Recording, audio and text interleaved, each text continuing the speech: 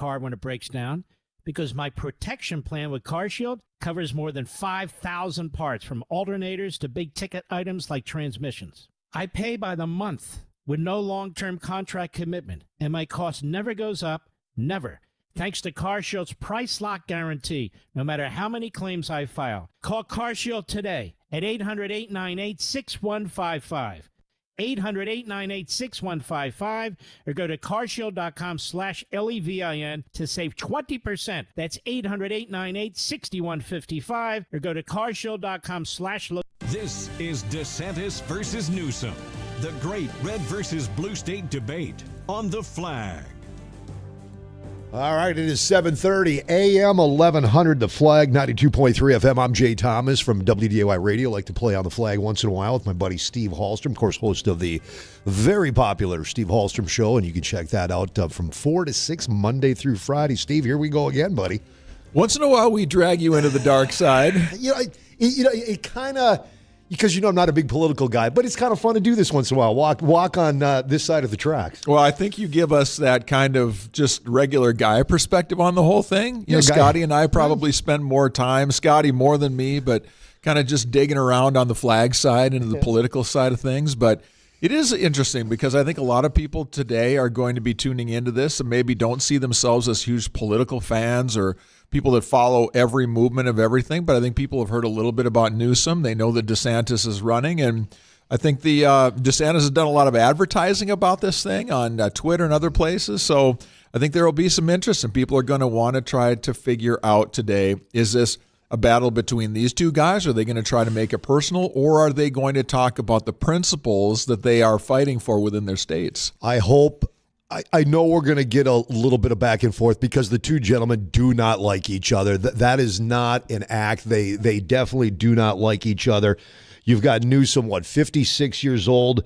He says he's not running for this race. I don't buy into that. I think if Biden bows out, and I think Biden will, that DeSantis is going to be the front runner, but he's definitely setting things up for 2028. And DeSantis, a lot of folks, including myself, were really thinking this guy was going to make a real good run for it. And his campaign just is not going anywhere. He's looking at this as hopefully for him, he's thinking this is a big boost for me. But I'm going to tell you right now, you and I have discussed this before in previous debates. DeSantis is just, I like the man. I like his principles. I like his ideas. He just never looks like he can handle the job. Like he looks like he's lost. And I'm telling you, Steve Hallstrom, Gavin Newsom, I've said this from day one, is a scary guy. He is smooth. He is quick. He has an answer for everything. And DeSantis better be prepared tonight, because if he's not, he's done. There's a whole science of how you do debates. It has nothing to do with what you say. It's how you say what you say, and then how do you handle it when you get knocked on your heels. Mm-hmm. And I think Newsom is very smooth. And when Hannity was basically debating Newsom on his program, he had him a few times where he was talking about record, and Newsom was always able to say, well, what about whatever? Come on, Sean, whatever. So he's a smooth operator, no question. Yeah. DeSantis is not that kind of a show pony, is what the term I used for it earlier today. I think he's more of the plow horse type, right? He's just going to go out and get the job done, and like he has in Florida. So I think DeSantis is going to have some opportunities here, no question about it, because Newsom's record in California and what that state has done or hasn't done is definitely a fair game. So can DeSantis keep his cool when it seems like Newsom is playing Captain Cool because he's really good at playing that game? Well, think of it this way, too. The pair represent 1 in 5 Americans. They really do. California is the largest U.S. state. Florida is third. So these guys have a huge representation of the country. And we are going to see a very, very red state, that being Florida, and a very, very blue state, that being California. And of course, the great red and blue state debate tonight. And again, the debates, they're fun to watch once in a while. I'm just not big. I I don't make my schedule around them.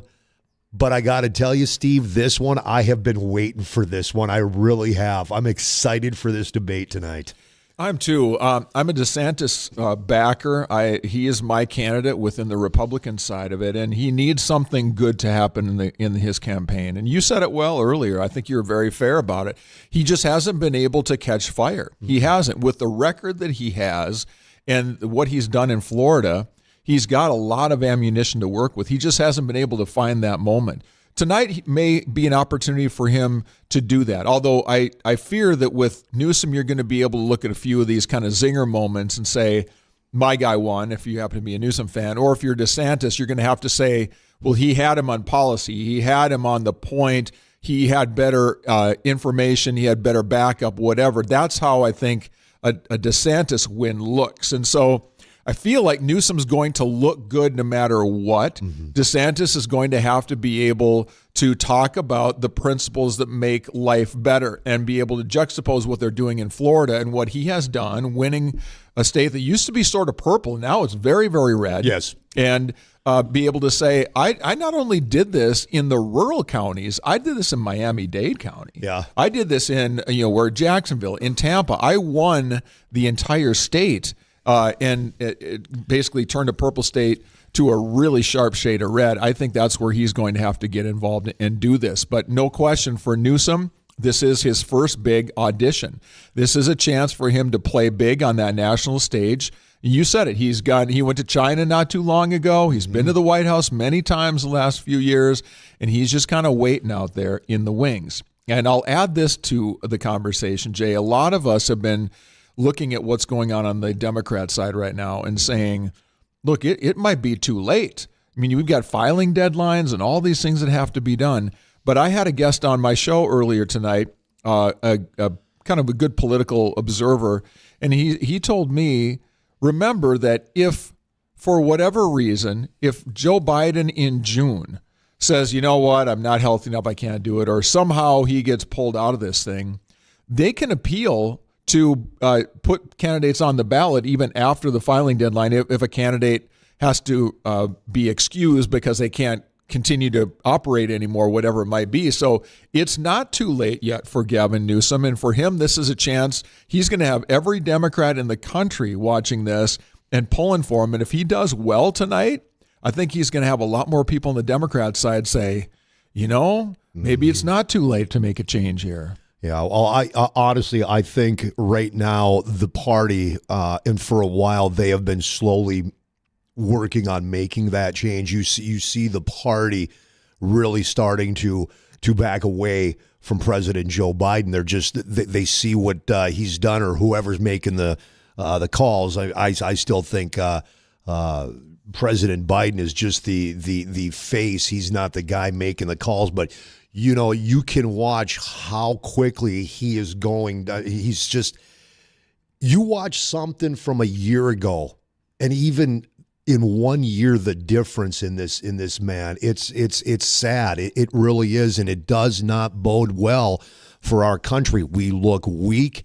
I think that party knows that we look weak. I think there's a lot of people in that party that could care less if we're weak, but there are powers to be in the Democratic Party. They're looking at us going, this guy, we've got to weed him out of here. We need a strong candidate. And you're right. If he gets on the stage tonight, which, by the way, the debate is in a suburb of Atlanta, Georgia, which at one time was a very red state, that started moving to the left, and they call that they're saying that's a battleground state now. Yeah. So it's interesting that they're holding it there. But I think if Newsom does very well tonight, you are all of a sudden going to see this Newsom, a lot of Newsom talk coming out of the left. Yeah, I don't think he can lose tonight. If he can just pivot off the bad moments and the places where DeSantis gets him with something good, and just have an excuse.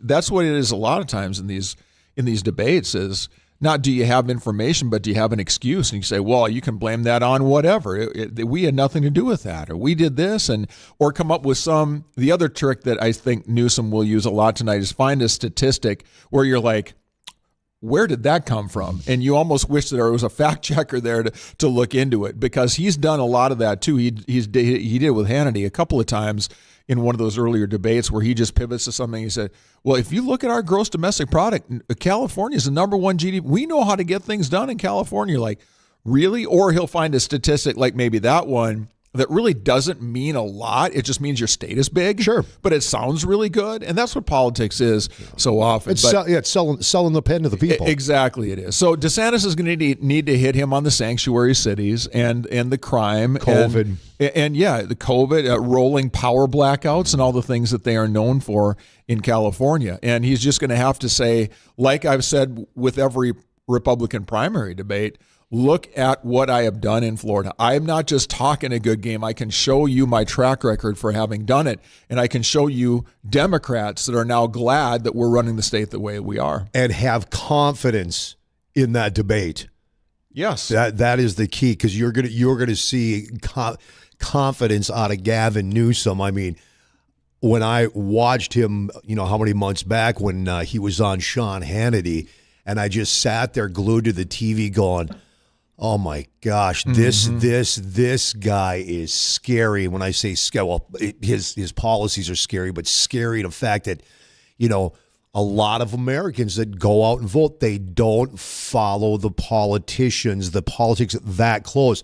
They're looking at a guy that has an answer for everything. He's good looking, he's polished, and they're going, that's my guy. Yes. They don't know what he's done to California.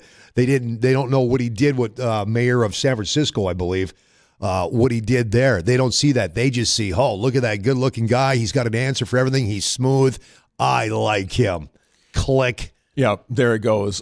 DeSantis does not lack in the IQ department. He's a Harvard lawyer, and he's a guy that has a tremendous amount of confidence. It's just that when you see like him sitting next to a Vivek Ramaswamy or a Nikki Haley, they both love that stage and they're good at it. I just think DeSantis is a guy who's more of he's kind of your bean counter, your accountant guy. He's kind of your actuarial sort where he's just thinking about and military background too. So he's got a lot going for him. It's just a question of, can he express himself in a way that's going to make it look like he's winning, even maybe when he's not. And again, a big key to winning is being able to sell it to the people, and he's got to do that tonight.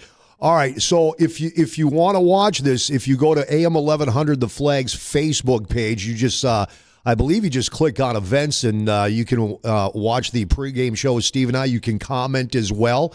We'll also hook up after the 90-minute debate for about a half-hour get-together, and we'll take your phone calls and your emails. And if you want to email while the debate is going on, or right now, Steve, what is the email address for the Flag? Yeah, so email address for the Flag is studio at flagfamily.com. We'll get you to where you need to go.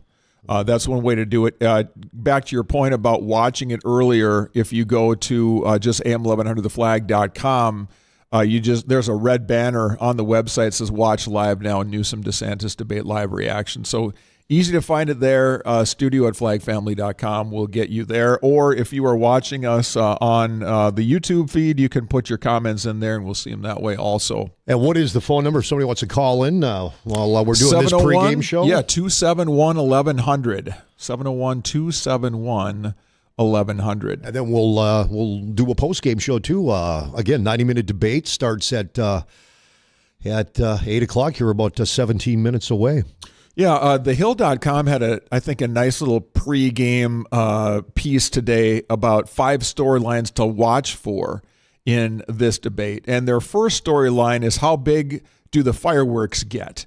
And they say, since Newsom first challenged DeSantis to this debate back in September of last year, the attacks have only grown more personal.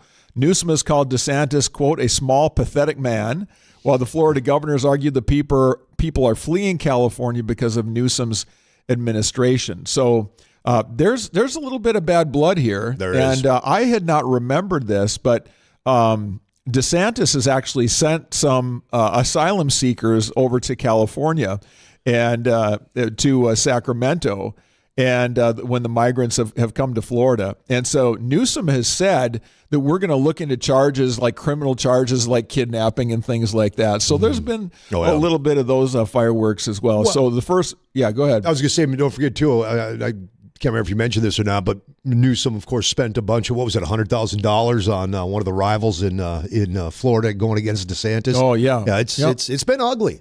It's been ugly. It's been ugly. Yeah, and I think it's going to be interesting, too, to watch to see Sean Hannity is going to be the moderator here. Mm-hmm.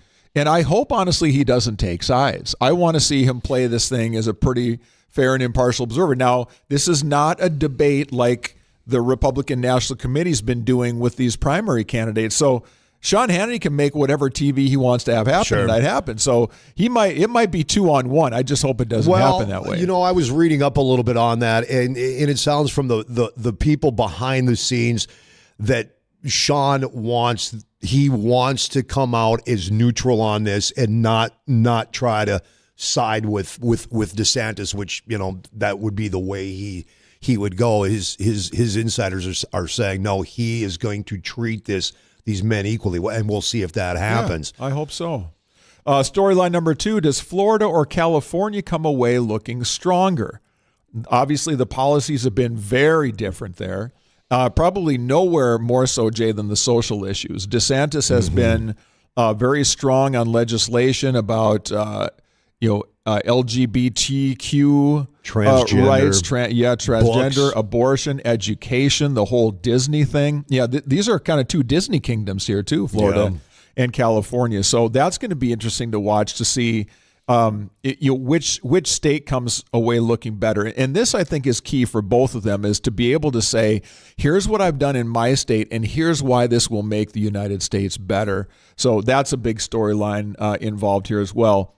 Storyline number 3 from the Hill today, can DeSantis notch a big moment like you and I were talking about, Jay? Is there something there that makes people say, maybe this is my guy after all? He's kind of been a sleepy campaign, but can he catch lightning in a bottle? At one time, he was way ahead of everybody, including Trump in this thing, and now Trump is wiping the floor with them. Nikki Haley even is making a run, and in some polls is tied with him or very close. So this will give him a chance, Jay, to have more of the stage to himself. He's going to have, if it's a 90-minute program, he's going to have 45 minutes basically to make his case and talk about the state. So he'll have a big chance there to score some points.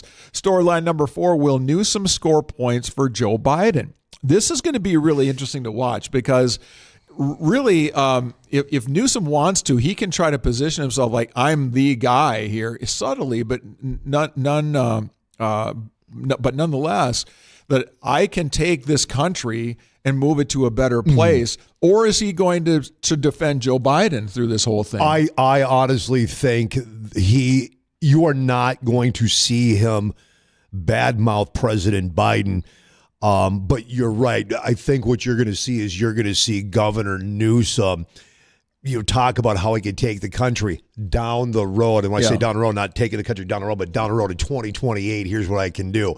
I think he realizes that if he goes after the sitting president and takes any kind of pop shot at this guy, that if it were to be that Biden bows out and he's a guy, he ain't going to get a shot at it. I think he's been told, listen, here's how you're going to play this. If there's an opportunity down the road for 2024, you will not get it if you go down this road. So you're going to see him be very kind to the president. I think that's true. But what you can say is, here's what we've done in California. These are the ideas that the people of America want. These things have worked in our state, and they can work in this country as well. And so he can say it without saying it. Sure, yeah. So I'm curious to see how much of a surrogate is he going to be for Joe Biden tonight, and how much is he going to be kind of, let's do my own thing here. I'd be surprised if we don't see him, bowing his neck a little bit and puffing his chest out and saying, look, we did it in California. We could do it anywhere. These ideas work. Oh, you're definitely going to see that, but you will not see any shots against the president. A little backstory that maybe people that haven't followed this too closely, when this whole idea came out, when Hannity said, hey, why don't I get you two to debate? And I remember Newsom sitting there going, yeah, bring it on. The governor, his advisors, and the Democratic strategy, they were surprised when DeSantis agreed to the debate. They were shocked. They're like, there's no way. They couldn't believe that DeSantis jumped in and said, let's do this. He probably has more to lose. There's no question about it. The final storyline, by the way, from thehill.com is how many people are going to watch. And this, I think, is going to be an interesting discussion about what do these events look like going forward. This has not really ever happened before, where you have people like this who are really, quote unquote, defending their state, but really they're auditioning for a bigger job. So how many people are going to watch this thing? Is this going to be a big crowd? Is it going to be a small one? What's that going to look like? And the Republican debates have sort of tapered a little bit, because I think the first couple people were really excited about it, but then when they realized that President Trump wasn't going to be involved, it sort of lost some of its luster. And a lot of people were like, well, why are we here? Yeah, exactly. I personally, I think you're going to see big numbers on us, because this is really, in this cycle, this is the first debate you are seeing both parties involved. And I think people are going to tune in, as long as these two don't spend 90 minutes just, bullying and knocking each other into the ground. And they are talking about, here's what I did, here's how I can do it, this is why your idea doesn't work. And you get some substance out of this thing. I think the people are going to stick around. And I also think you don't have 8 people on a stage trying to get their shots in. Yeah. You got Sean Hannity moderating this, and you got 2 people. One candidate and the other one, behind the scenes a candidate. But I think we're going to get a lot out of this. Yeah, I think everybody or anybody who is interested in politics is going to watch. This is really good stuff if you're inside baseball. The average working mom with 3 kids getting home at the end of the day who doesn't pay much attention to politics, they may not even know who Gavin Newsom is. True. And so this is not the kind of thing where you're expecting massive crowds like a presidential debate leading, in July, leading into the election. This is going to be something for the politicos to really have a little bit of fun with. But I think the people that are wired that way, you're going to have a monster rating within that group tonight for sure. Now, you will hear that debate here on AM 1100, The Flag, at 92.3 FM. The debate starts at 8, and it is a 90-minute debate against Steve Hallstrom and myself, Jay Thomas. We will be back after the debate. We'll have some commentary during some breaks in the debate. But again, if you want to come, I'm getting comments right now. People want to know, where can I watch it? Well, you can watch it on Fox News channel. Yeah. Yep, that's kind of where it's all at, and they have exclusive rights to it. They're not sharing video rights any place with it, so it's basically the Sean Hannity show tonight, but they're giving him an extra half hour. And again, we are airing it here on AM 1100, The Flag, at 92.3 FM, so you'll be able to hear it here on the station. It's 7:52 right now, about 8 minutes away, and I believe when Sean Hannity's show starts, they're going right into the debate. Yeah, that's the plan for tonight. It should be pretty much right away. Newsom, I baited Ron into debating.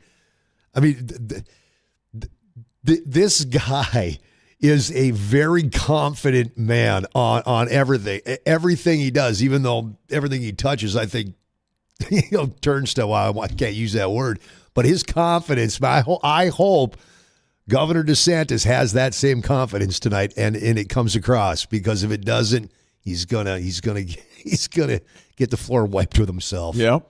A little bit of info. A lot of us don't know a whole lot about Gavin Newsom because he doesn't come on the side of the aisle that we pay much attention to.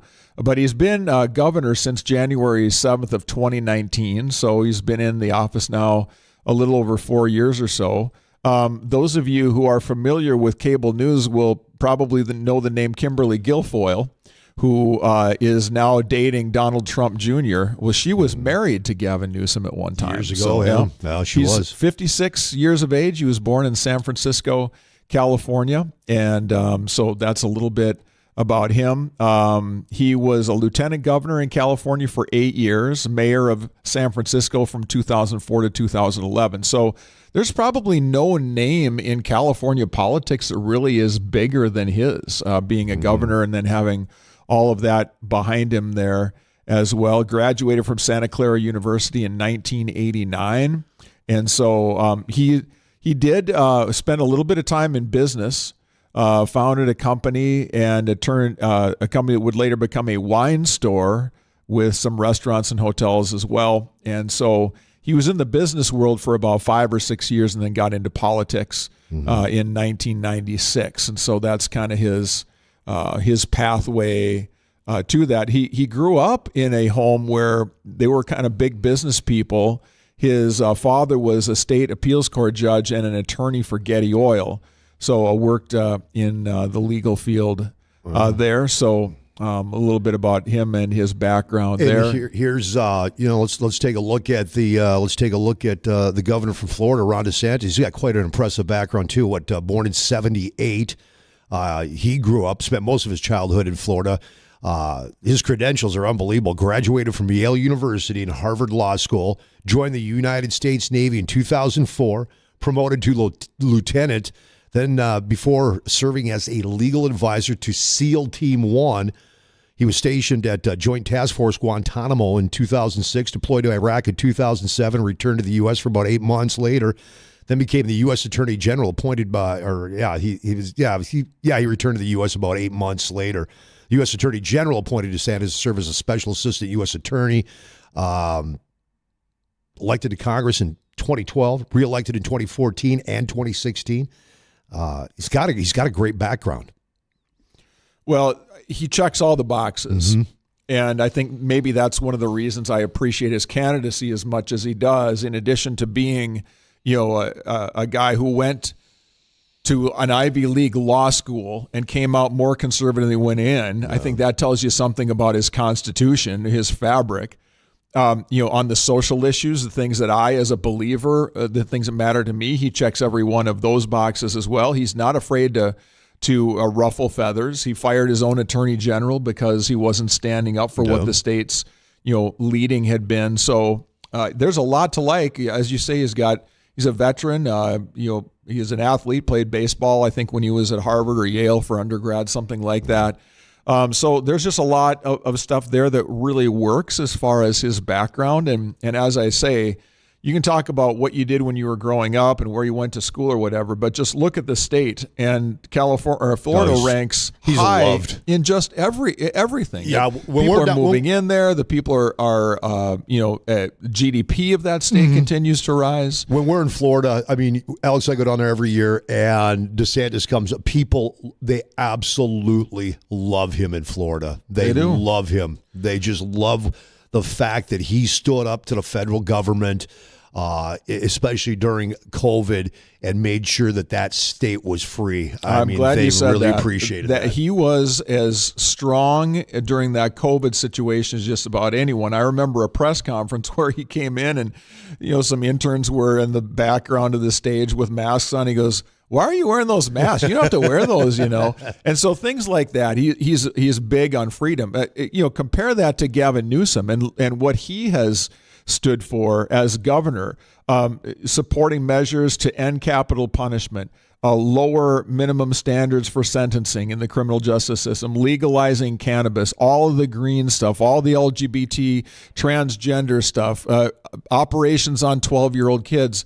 You could not find, Jay, two people that are as polar opposite in their politics, not just economically and the general policy pieces, but what they believe, their values, and what creates a good person and a good society, and what kind of behavior we should want to model and reproduce in our country. They are completely polar opposites. That's why tonight should be so much fun. Yeah, you got North Pole, you got South Pole. I mean, completely. You're right. Exactly. I don't think, honestly, Steve, I don't think there is one thing when it comes to running a state policy. I don't think there's anything that these two agree on or see eye to eye on. Maybe the Israel stuff right now. Could be. Maybe, yeah, you might be right on that. But I don't know where Newsom stands, but I know most of the, quote, Biden administration people, besides Kamala Harris and his own press secretary, are pretty big Israel people. So that I don't know. But you're right. It's hard to find common ground between these two. So we are less than a minute away from what they have dubbed the Great Red versus Blue State Debate. Florida Governor Ron DeSantis, 45 years old, going up against Governor Gavin Newsom, California, 56 years old. This is being held in the suburbs of Atlanta, Georgia. And again, Newsom and his people were shocked that DeSantis agreed to this bait. They say, wow, we baited him into this. We're gonna find out. We're just seconds away. Steve and I will be back after the debate. It's 90 minutes, and it is coming to you in just seconds. We'll talk to you after the great debate on AM 1100 The Flag, 92.3 FM. This is a Fox News Radio special event. DeSantis versus Newsom, the great red versus blue state debate. Tonight, Florida Governor and GOP presidential candidate Ron DeSantis. California is a symptom of American decline. And California Governor Gavin Newsom. He took the bait. So he's completely unqualified to be president of the United States. Two governors, two philosophies, focusing on the major issues impacting our country. Tonight, we talk economy, crime, the border, immigration, and inflation. Now, your host, Sean Hannity.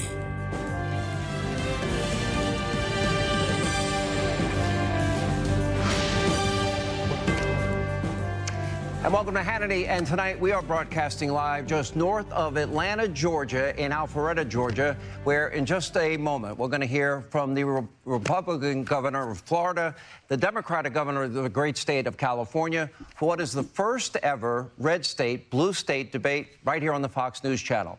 Now, we will do our best to give equal time to each governor. We will limit answers to 60 seconds per question. We'll be a little flexible as needed. Let the debate breathe as needed, along with a 30-second time for rebuttal. Let me start by introducing both Florida Governor Ron DeSantis, California Governor Gavin Newsom. Governors, thank you both for being here. Really appreciate it. Great to be with you, Sean. I know both of you personally. I've known you both for a long time. I know you're very busy. I also know this. I know that both of you love your individual states. Yeah. I know you both have a deep and abiding love for our country, as I do. But where we are in the country, we've never kind of been this divided in a long time. There are clear and deep and profound differences in your approach to governance. Right. And before we begin, one quick note to all of you that are watching at home. Okay, I'm now the longest-running primetime cable host in the history of cable news. I'm now, and I feel blessed, in my 28th year at Fox. It's kind of widely known that I am a conservative. However, tonight I will be moderating this debate. I will not be part of the debate. Our questions tonight will be coming from well-sourced, fact-centered perspectives, and you will see and hear most of tonight's questions will deal with the most fundamental issues, the ones that impact the lives of the people that make this country great, the people in Florida, the people in California, and in many ways, every state in the country. We'll discuss taxes, the economy, immigration, crime, guns, homelessness, education, parental rights, abortion, gas prices. In other words, the things that impact you every single day. In the end, you will get to decide which governing philosophy you believe is better.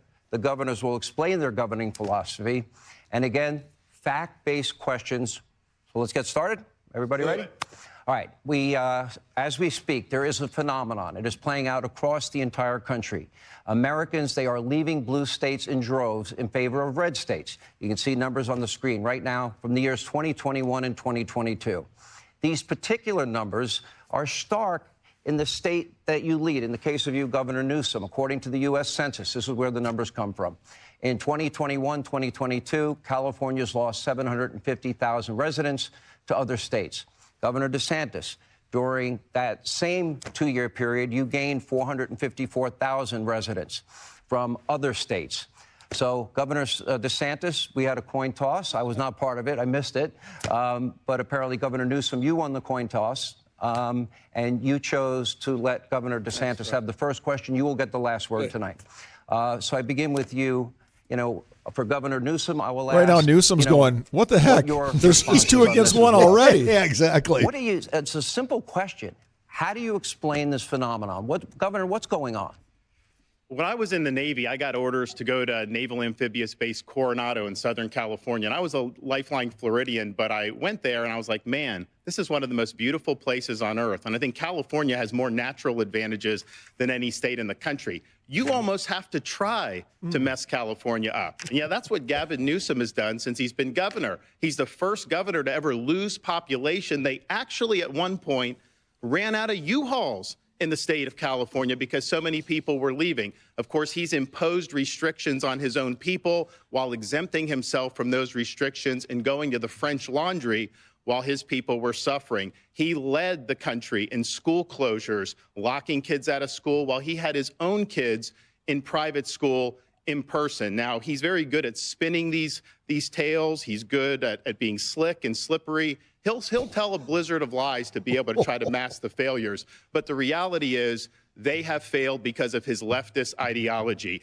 And the choice for America is this. What Biden and Harris and Newsom want to do is take the California model and do that nationally. In Florida, we showed that conservative principles work. This country must choose freedom over failure.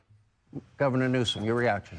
Well, it's good to be with you, Sean. It's nice also to see you in a tie as well tonight. Good to be with you, Ron. And I dressed up for the occasion, Governor. No, I'm impressed and I'm grateful. Look, it's an important occasion. This is an important conversation, and I think it's important to the folks watching. They're probably wondering, what are we actually doing here? And I want to answer that very directly. I'll tell you why I'm here. I'm here to tell the truth about the Biden-Harris record and also compare and contrast Ron DeSantis' record and the Republican Party's record as a point of contrast that's as different as daylight and darkness. You want to bring us back to a pre-1960s world, America in reverse. You want to roll back hard-earned national rights on voting rights, on civil rights, on LGBTQ rights, on women's rights, not just access to abortion, but also access to contraception. You want to weaponize grievance. You are focusing on false separateness. You in particular, Ron, are on a banning binge, a cultural purge, intimidating and humiliating people you disagree with. You and President Trump are really trying to light democracy on fire. So, Sean, there are profound differences tonight, and I look forward to engage them. But there's one thing in closing that we have in common is neither of us will be the nominee for our party in 2024.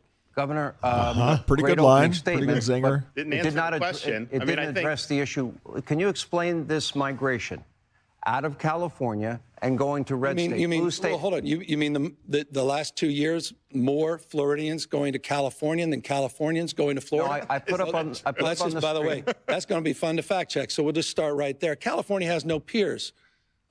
California dominates, size of 21 state populations combined. It's the fifth largest economy in the world. We dominate, #1 manufacturing state. We dominate in two-way trade and research and development, access to innovation, more scientists, more researchers, more engineers, more Nobel laureates in the state of California than any other state in the nation, the finest system of higher education. It's the birthplace of life science and biotech and nanotechnology. We dominate in green tech. We dominate in high tech. We dominate in artificial intelligence. So with respect, I think it's an interesting we're a big state strategy for Ron DeSantis Basically, yeah. to be bashing a state of 40 million Americans when California simply has no peers. Well, that's a pretty slick way of not answering your question. He went on a binge of putting out a lot of left-wing platitudes. Here's what I would say. I talked to a lot of the people that have moved from California to Florida, and we never used to get people from California to Florida or really anywhere in these, because why would you leave California? It's got the best weather, great natural forces. Excuse me, sir. But one of the things that I did, I was talking to a gentleman a couple. Guys, I'm going to let the debate breathe. But it's his turn. Let's take turns. So I was talking to a fella who had made the move from California to Florida, and he was telling me that Florida is much better governed, safer, better budget, lower taxes, all this stuff. And he was really happy with the quality of life. And then he paused and he said, by the way, I'm Gavin Newsom's father-in-law. So we do count Gavin's in-laws as some of the people that have fled California and come to the state of Florida. And why are we getting people to come? We have a 50-year low in the crime rate. You don't see in the last 10 years, we've had a 45% decline in homelessness. California's had a 45% increase in homelessness. We back the blue. I was walking the streets of San Francisco a couple months ago, and I had some of the cops in San Francisco do a beeline to come over to me, and I didn't know what they were going to say. And they're like, we want to thank you for standing for law enforcement because we don't get that support in the state of California. So people understand quality of life matters. They understand that Florida's doing it right. And I can tell you the numbers speak for themselves. We have way more people moving to this state than leaving. Gavin can't say the opposite. More people are leaving California than are moving into California. Let me bring up coming to California the other way around the last 2 years. But let's talk about crime. Governor, hold on. Governor, wait a minute. Hold on a second. He said a lot of things that were factually untrue, including that 50-year crime low, which his own law enforcement team said you should not be using.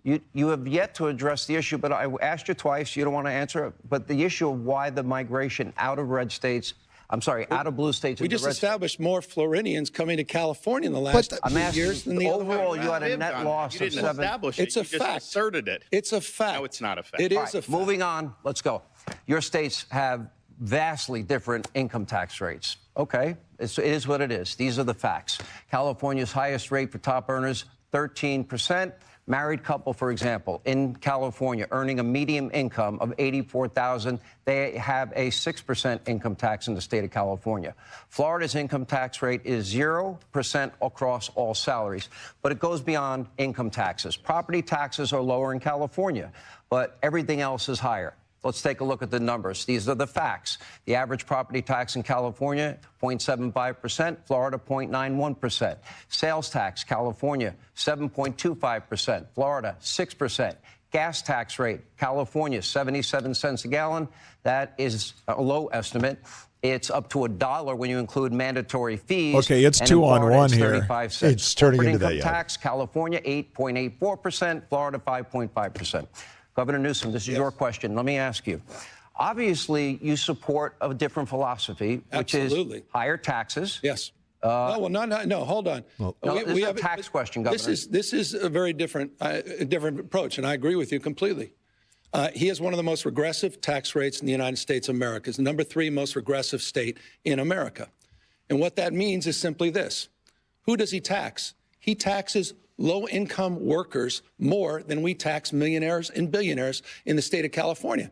The question is a simple one. Who, Ron, are you for? It's a factual lie that the state of California is high tax, has the highest tax rate, but for whom?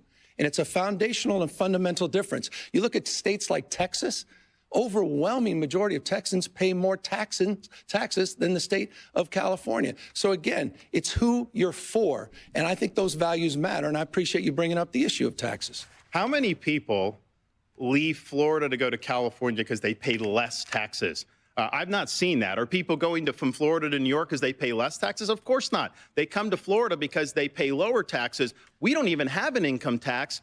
And yet California has a higher sales tax than we do, and that's one of the things that we do. But here's the thing, and I'll give Gavin credit. He did at least admit in his first answer, he's joined at the hip with Biden and Harris. He thinks Biden and Harris have done a great job. He thinks the economy is working because of their policies this is a good move for Americans, here. And they are not. And so what California represents is the Biden-Harris agenda on steroids.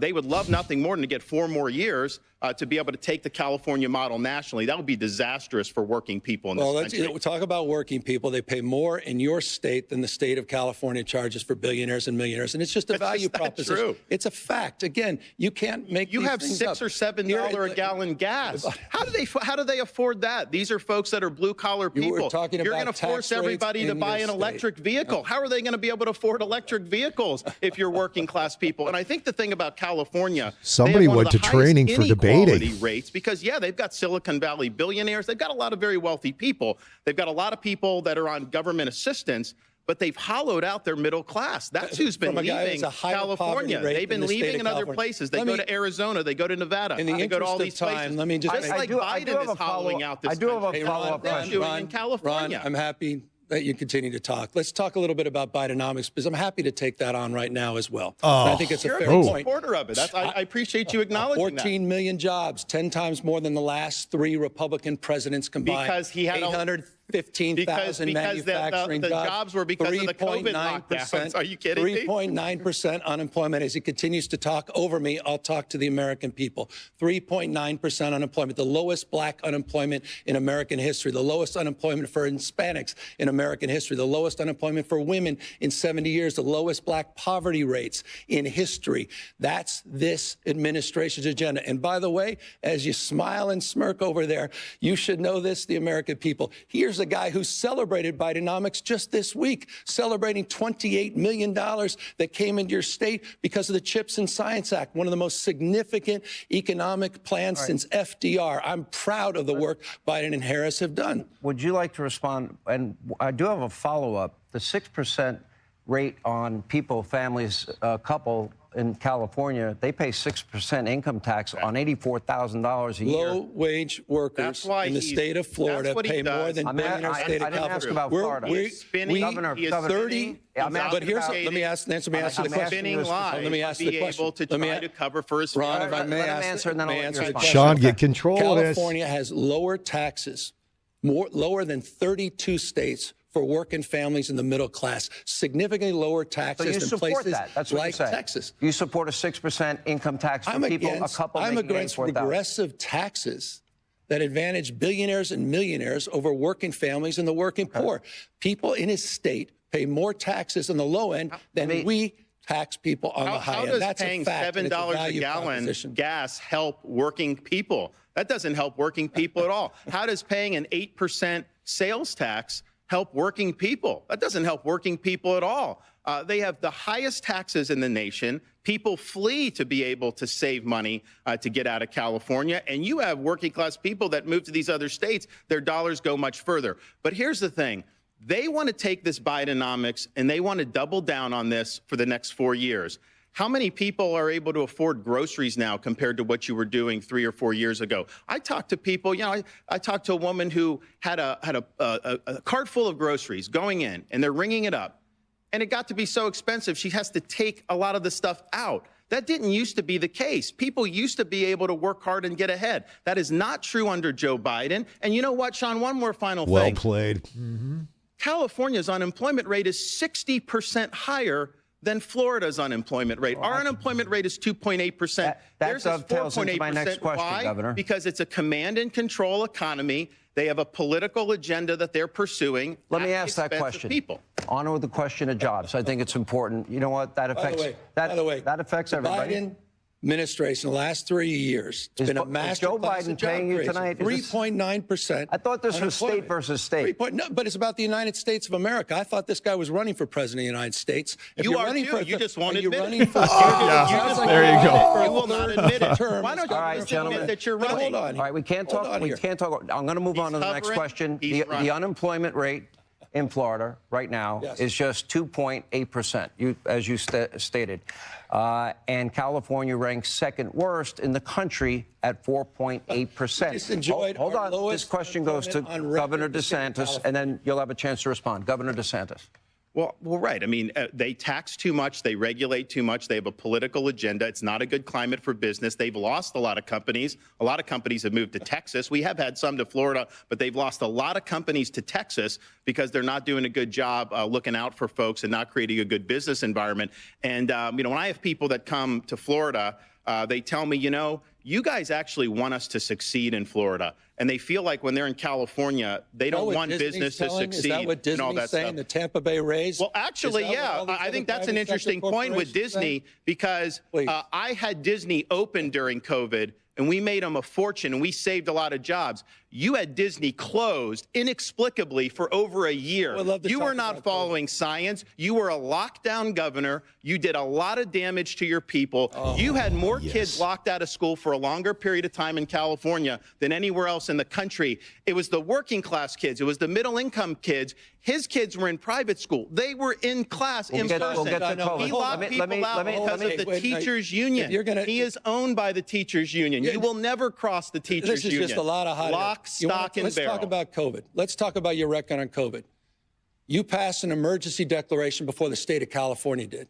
You closed down your beaches, your bars, your restaurants. False. It's a fact. You had quarantines. False. You had quarantines. You had checkpoints all over the state of Florida. By the way, I didn't say that. Donald Trump laid you out on this, dead to right.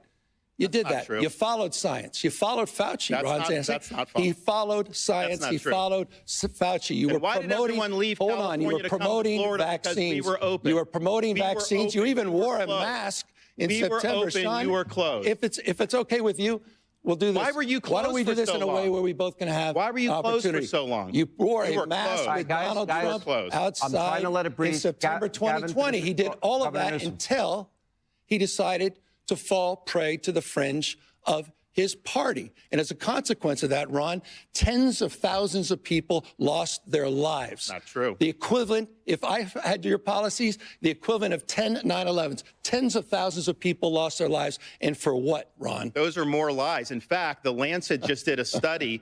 Florida had a lower standardized COVID death rate than California did. That's a Lancet study. One more thing. 99% higher The other COVID thing death we rate in the had, state of the other thing California. California had, Your California record had is one higher of excess failure mortality on than COVID. All right, Florida. gentlemen. Let me talk about the excess mortality real quick. Honestly, because the hold on a excess second. mortality is other things. I want to ask you both.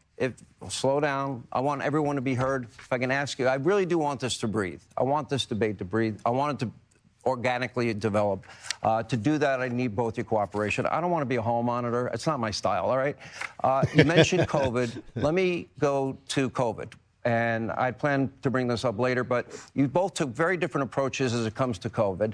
Governor Newsom, you issued the nation's first stay-at-home order on March 19th of 2020. Governor DeSantis, you took a lot of heat for reopening schools. You opened schools in Florida in August of 2020. All right, so here's the data, which I think is important. This is where the facts come in. Your state's death rates were almost identical. This is factually untrue. Hold on. Factually untrue. Okay. And by the way, both your states, with such different approaches, which is pretty fascinating, were both lower, significantly lower than the national average. These numbers come straight from the CDC. Yeah. So, Governor Newsom, how do you explain that? The facts. Per capita death rates That's what that is. in the state of Florida were 29%. 29% per capita higher. 29%. That's not what the stats say right there. People, tens of thousands of people unnecessarily Don't lie about died. it. He put the graphic up there. Don't lie about it. Unnecessarily you don't need to lie about it. Because your policies. Just understand. You're lying You don't about need to your lie record. about it. No, it's not. You were a lockdown governor. No, it's you not. locked down. All right, one at a time. schools. Gavin You Newsom, locked down finish your thought. beaches, bars, and restaurants. That's just a fact. He's running away from his record. He's running away from the fact. Tens of thousands of people died unnecessarily you saw the CDC because he numbers. caved to the. It's 29% higher death rate in the state of Florida versus the state of California. Okay, quick response, Governor. You showed the stats. The stats are very clear. One at a time. On a per capita age-adjusted basis, California and Florida basically the same. Now, why is that important? Because Gavin Newsom did huge damage to people in California. He ruined livelihoods. We reopened the state very quickly. We saved thousands of jobs. We saved hundreds of thousands of jobs, thousands of businesses. We had our kids in school. He had the kids locked out of school because of the teachers union. That is having a generational impact. California has one of the lowest literacy rates in the country. In the most recent NAEP exam, Florida came in number 3 for 4th grade reading. California was far, far behind. So you should apologize for not getting your kids in school. Why didn't you get the kids in school in the summer of 2020 like we did? The only you bowed to the teachers union. You didn't do the job you should have done. All right, the only person, the only person who needs to apologize is Ron DeSantis for the tens of thousands of lives that died unnecessarily because he played to the fringe of his party. We got to take a break. And finish your thought. No, and when it comes to the issue of schools, you better be careful. You had more learning loss during COVID than the national average in the state of California. It's a fact. More learning loss. Your economy contracted more in 2020. Quick break. Expanded slower than California in 2021. More to come on this topic. More to come on this debate. I know it's starting off. Next segment, I guess. It's been rather dull at the start, but anyway, we got a lot to get to. Coming up, many important topics that we're going to be talking about, including one issue where we might find some agreement, actually, as we continue the blue state, red state debate. We are live. We are in Alpharetta, Georgia. Thank you for being with us. This is a Fox News Radio special live event. DeSantis versus Newsom, the great red versus blue state debate. 2 governors, 2 philosophies, focusing on the major issues impacting our country on Fox News Radio. All right, Steve, we got about 2 minutes before we go back to the debate.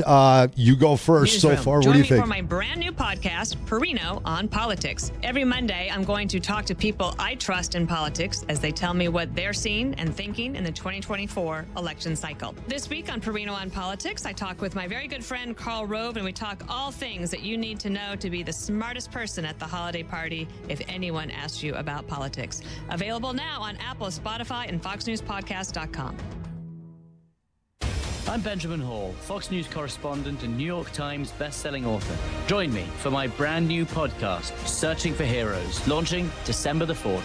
Every Sunday, I'll speak with a few silent but noteworthy heroes, everyday people who illuminate stories of compassion and are true embodiments of heroism.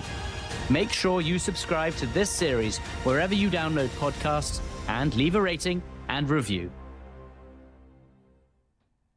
The very latest headlines, along with in-depth analysis and conversation, depend on Fox News Radio and FoxNewsPodcasts.com. This is a Fox News Radio special event, the Great Red versus Blue State Debate. This is DeSantis versus Newsom, the Great Red versus Blue State Debate. Join the flag on social media for live reaction and commentary. All right, we're back. What do we got, JT, about a minute? Oh, we got 2.5 minutes now. Okay. All right. Steve, go. Well, Hannity's going to have to get control of this somehow. There's way too much talking over each other. DeSantis needs to just let Newsom hang himself because he's doing it already. Mm-hmm. He's citing statistics that are on the board that are basically disproving what he's trying to say right there and then. And if DeSantis is smart, he needs to step back, settle down just a little bit and say, people, as you're watching, you're going to see this all night. The statistics are one thing, and this is just one example of how Gavin Newsom is going to try to say something untrue and try to make you believe it is by pulling out some strange fact that's not true. I think DeSantis is hammering him on the issues right now, the record of what a disaster California is, hammering the COVID lockdowns. Newsom is staying loyal to Biden and Harris. I've noticed that. Oh, of course he is, and we both said that. And you're right, DeSantis just to slow her down a little bit. But I will say this: somebody went to debating school. He looks a lot and sounds a lot better tonight than he did. Now it could be because it's just him and one other guy, but he's doing better than he did in any of the Republican debates. Yeah, and it is 2-on-1 in this event. It is, from what we've seen so far. Hannity is citing statistics and putting Newsom on the defensive even when he's asking DeSantis a question. But in, I can't believe I'm going to say this, in defense of Sean Hannity, because I'm the biggest fan, but are there statistics that Sean can put up, that was able to find to put up to make California look good? I mean, he's putting up statistics for the topics that they're debating, and of course they're favoring Florida because Florida's done a better job. Yeah, and like I had predicted in the pregame show, California has a lot of things that look good statistically because they're a big state. They've got a lot of everything. Sure. And to Newsom's credit, he's saying that, but right now he's struggling because he doesn't have a record to run on in that state. It's a disaster, and everybody knows it, and so he's trying to say, well, Florida's kind of screwed this up, and we've got a big state, but that doesn't work for people that can see through the clouds of what he's trying to put out there. Yeah, so let's hope during this break that Sean sat down and said, come on, guys, let's hopefully you get some grip on this thing, and we're about to find out. Back to the great debate, red versus blue.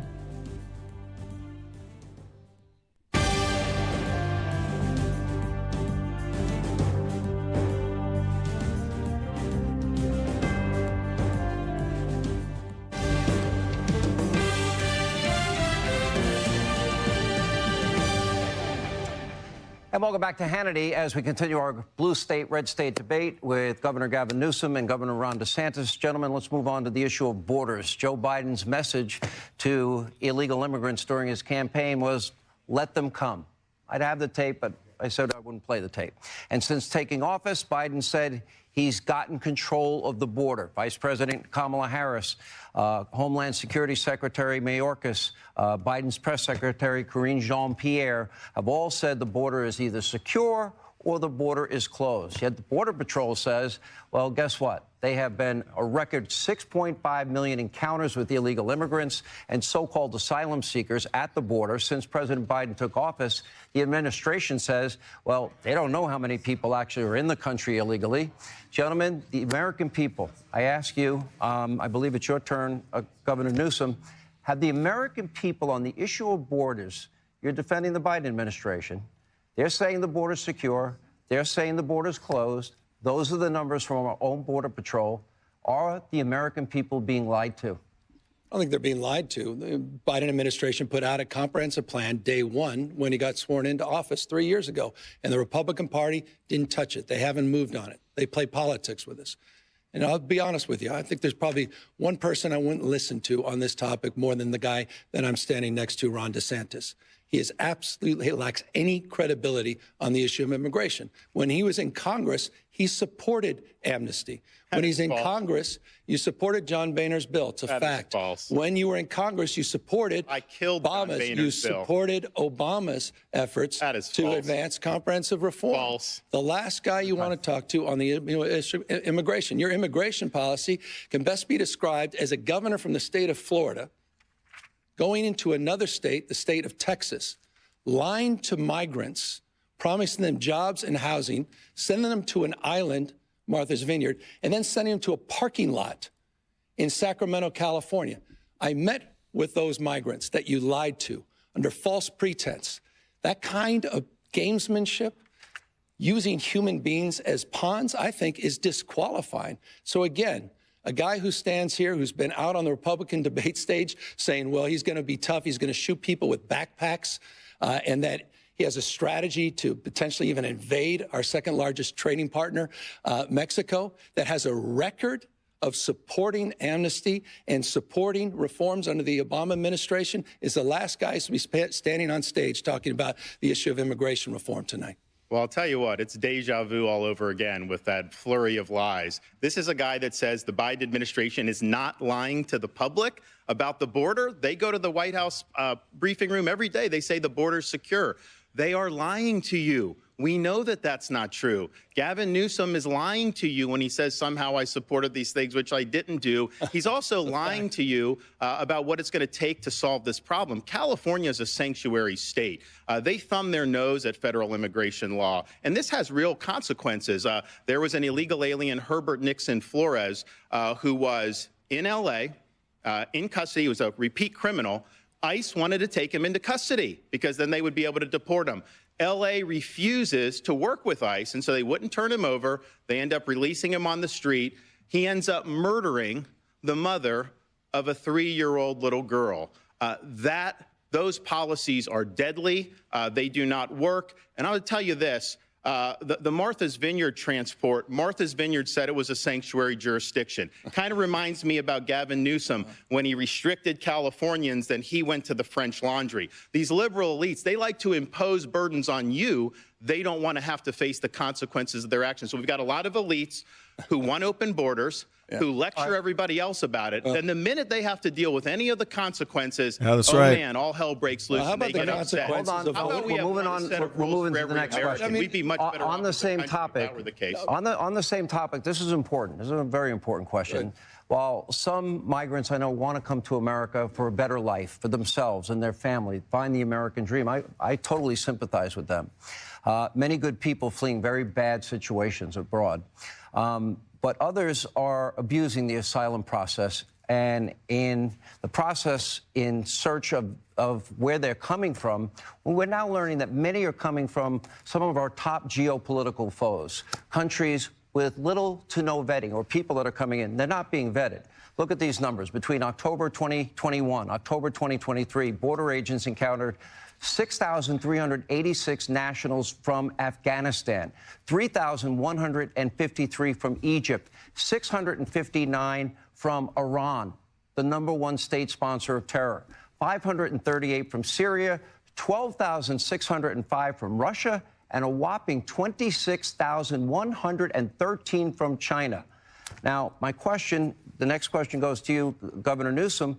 What are the odds that Biden's open borders have allowed terrorists and terror cells unvetted into this country?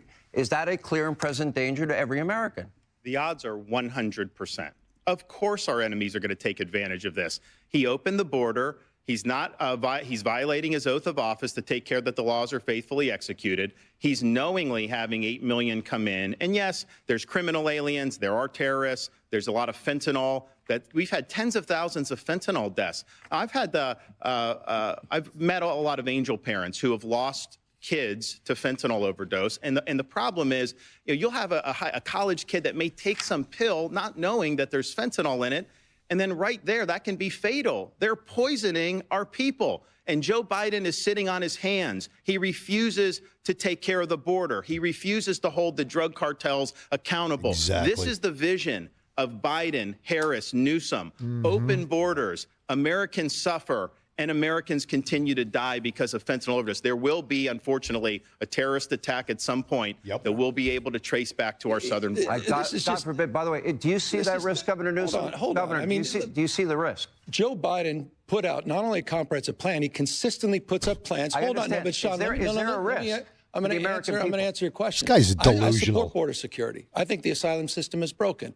I believe that we need. I understand that. I'm the only guy here that's a border state governor. You're trolling folks and trying to find migrants to play political games to try to get some news and attention so you can out-Trump Trump. And by the way, how's that going for you, Ron? You're down 41 points in your own home state. On the issue of immigration, Joe Biden put a $14 billion immigration package up in front of Congress, 2,300 border agents, as well as custom officials, 1,000 new law enforcement officers to deal with the fentanyl issue. And by the way, that's a major issue in your state, 41% higher overdose rates than the state of California. And here's what I haven't heard, not a peep from Ron DeSantis. They want to demagogue this issue. You want to play politics with issues. You don't want to solve this issue. Why don't you lead your party and support that $14 billion package? Hold on. I have a follow-up. Governor Newsom, I appreciate your answer. You have mentioned comprehensive immigration reform many times. It's not happened under Joe Biden. I don't think it's going to happen next year. Put a detailed plan in. Republicans in Congress refused to act on it. Let me finish my Congress to work with this administration.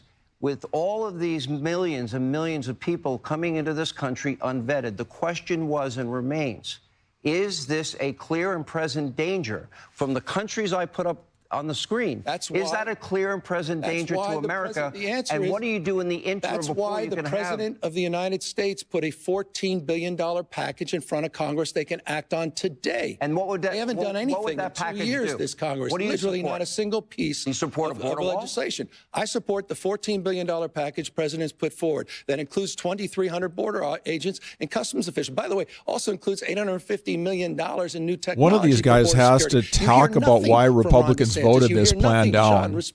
It was a horrible, weak plan with a lot of pork in it. That's the problem, all the pork. Put the plan up to address the anxiety around Let me ask the question another way. Does it worry you that our top geopolitical foes, the number one state sponsor of terror, Iran, China, Russia, Afghanistan, Syria, that they're at our southern border? You're a border state governor. Does that concern you at all? Why else would I have put the answer is yes. Why else would I put the National Guard? Why would I have just increased it by 50% on the largest port in the Western Hemisphere in my state? I mean, this guy has no record. The fact that you supported amnesty, the fact you supported Obama's reforms, those are facts. They're just simple facts. The fact that your greatest contribution, Ron, to this debate is shooting people with backpacks. I don't mind. That's so inhumane. I don't mind him lying to me. I don't mind Gavin lying to me, but I do mind him lying to you. He is sitting there saying that Joe Biden is willing to solve this problem. Is there anybody out there that actually believes this? Joe Biden created this problem. So if he's willing to lie to you about that, you know he's lying to you about all these other facts and figures, about all this other stuff. He's just throwing stuff out to see what sticks against the wall. This is a slick, slippery politician whose state is failing. People are leaving his state, and he's trying to run interference for his failure. We've got to take our second break. When we come back, we have a lot more ground to cover. Quick break. We have a lot of ground to cover. More with Governors DeSantis and Newsom, the great blue-red state debate, as we continue from Alpharetta, Georgia. Again, thank you for being with us. This is DeSantis versus Newsom, the great red versus blue state debate. Join the flag on social media for live reaction and commentary. All right, we are back for a couple of minutes. It's 8:38. Jay Thomas along with Steve Hallstrom in the great debate, and I want to read some of the comments in our chats. Got one gentleman watching us on our YouTube channel and says, "Hey, I'm from California, guys, and we hate them. We hate them." Another one said, "Hey, I just got to do a shout out. You guys are doing a good job. Keep up the great work." Then I go over to our feed on our Facebook page, AM 1100 The Flag, and one comment says, "I'm thinking that DeSantis will be upbeat, positive, and under control with the issues. Gavin Newsom, he appears angry, and he's just having a temper tantrum."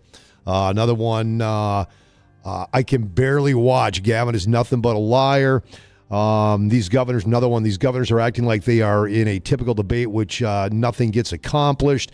Another one, "Liars bury people with tons of false information." I agree with Steve, referring to you, Stu, how DeSantis needs to let Newsom just hang himself to their own facts, and DeSantis can't get tangled in the web of lies by Newsom. Another one says, "Hannity is doing a great job with facts before questions. I think DeSantis should walk up and punch Newsom in the mouth over this break. That would be really cool." Yeah. Another one, "Newsom is brainwashed, guys. He is the hairdresser that washes brains."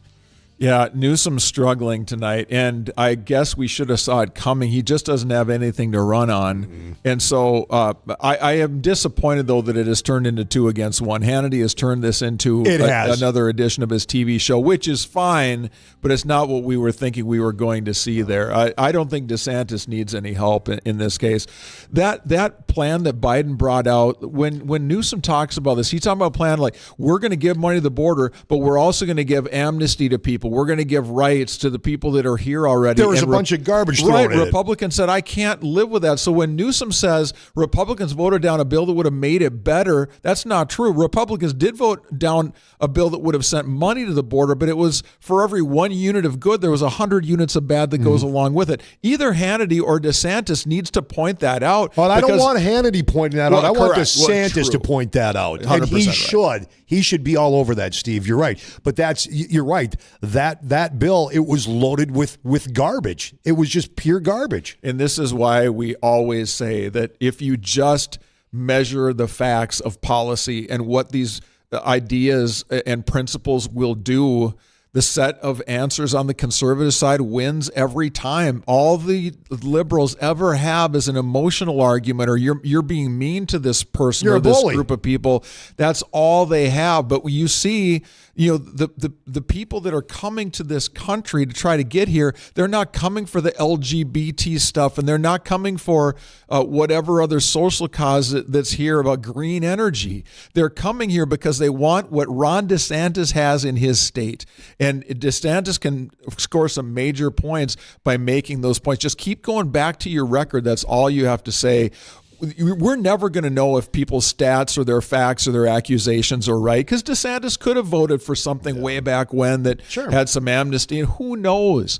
But that's not what's going to win this debate. What's going to win this debate is pointing out, Gavin, you can talk all you want about how mean of a guy I am. The bottom line is nobody wants to live in your state anymore. Why do you think that is? He just needs to go back to the record. And the numbers show. A couple more quick comments. No country more important than Angola. Joe Biden said that today, guys. Another one, Jay, sweet snake shirt. Well, thank you. Appreciate that. Back to the debate. Here we go.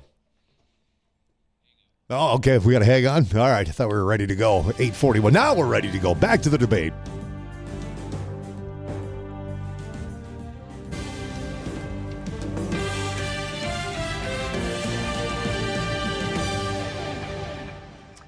All right, welcome back to the great blue state, red state debate with Governor Gavin Newsom, Governor Ron DeSantis. Again, thank you both for being here. We're going to take a little breathing room. I don't mind the debate taking on a life of its own, but let each other breathe. I don't want to be the hall monitor. Please don't turn me into that. Anyway, let's look at the issue of crime.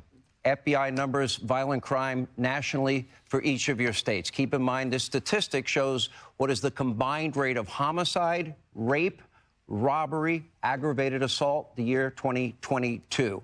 On the national level, the rate was 380.7 offenses per 100,000 people. In California, meanwhile, the rate was much higher, 499.5 offenses per 100,000. In Florida, lower, 258.9 offenses per 100,000. Governor Newsom, let me start with you. Your numbers are way higher than the national average. How do you explain that when safety and security, I would argue? Even more egregiously, Sean, and I think this is important, the American people deserve an answer from you, Ron. You had one of the worst mass shootings in American history, Parkland. 17 kids were gunned down, lives lost, 17 others, lives torn asunder. You had a young girl by the name of Jamie Gutenberg, whose father pleaded with you to do something about it. And you know what you did? You did the exact opposite. You made it easier for felons to get guns without background checks, without any training. These people pleaded with you, the parents and the families, to get tough on gun safety. And again, you made it easier for felons. He said of you, Ron, and I agree with him, after you signed that concealed carry bill, which increases the likelihood, Fred Gutenberg said, of more Jamies losing their lives and more Parklands, he called you weak, pathetic, and small. So with respect, I appreciate you're talking to police officers in the state of California. You may want to spend a little bit more time, not on the Ohio Trail and other places across this country. You may spend a little more time back in your home state and address the murder and gun violence in your own backyard. So this is the slick politician. You put up the rates. He has 500 per 100,000. Florida is 250. So that's almost twice as much. And he's trying to spin that to say California's doing good. People are leaving California in droves, largely because public safety has collapsed. They have, I mean, you go, when Californians come to Florida, one of the things they'll say, it's almost like an out-of-body experience. They can go to the store, get toothpaste off the shelf, pay for it, and leave, because in a lot of these places in California, everything's under lock and key because they've basically legalized retail theft. They have chosen in California to put the interests of the criminals over public safety. They're easier on sex offenders. They're easier on all these crimes that are leading to a collapse in the quality of life. And if you just walk around San Francisco, you will see, and I think it's interesting, Gavin Newsom was mayor of San Francisco. So he took the San Francisco model, turned that into a template for California's collapse. Now the left wants to take the California model and use that as a template for America's collapse. We cannot let that happen. Wait, I got to, Governor, no, I got a follow-up question. You brought up Jacksonville, Florida, compared to San Francisco, is 126% higher. Governor, let me bring up your, it's 84% higher. The next question dovetails into this. It's 75% higher. Let me also say, what are you talking about when it comes to this? I know you like to jabber. By the way, those are all I know you like to control. Time you're uncomfortable. He put the statistics up there. Those are all your crime is higher. We know your crime is higher. Gentlemen, what are you I'm doing going to move about on. the gun murder rate in your state? We'll let the audience. We'll let the audience look at the numbers, the FBI numbers, and decide. According to the gun control advocacy group, every town for gun safety. Okay, California has the most, as you support, I know, Governor, restrictive gun laws in the United States. Florida has the 19th most restrictive. Yet, if you look at the year 2019, when each of you took office, California has had 21 mass shootings. Florida has had 9. Now, that is according to a USA Today, AP, Northeastern University database data. Keep in mind, a mass killing is defined as the intentional killing of 4 or more victims, excluding the deaths of unborn children and the offenders by any means within a 24 period of time. I believe, Governor DeSantis, you get this first. What California wants to do is they want to make it harder for law-abiding citizens to defend themselves. Then they go easy on the criminals who are perpetrating the crime. They don't stand up for the men and women of law enforcement. That's why a lot of people have left the state, because they don't get the support from the communities that they need. And, you know, Gavin told another lie. He said we made it easier for felons to do. Felons are not allowed to possess firearms. That's federal law. That's been long-standing. No background checks. That is an absolute lie that he's saying like that. That has nothing to do with buying or purchasing a weapon. So that's just a lie, another lie that's coming up. But here's the thing. People are leaving California in droves because he has failed to stand up for public safety. They are on an ideological joyride to let people out of prison early, to go easy on them. Heck, your buddy, Gavin's buddy in Los Angeles, Gascon, he doesn't even prosecute. When you have, when I was in Southern California for the Reagan debate, a lot of the women tell me they have to take off all their jewelry just to be able to go shopping, because otherwise they're going to get mugged. That is the reality that people are facing in California. These are winning points for him. Gavin can try to put lipstick on that pig, but the fact of the matter is he has failed the people of California. Governor Newsom. I love this guy talking about backing the blue when you dangled pardons for January 6 insurrectionists, 85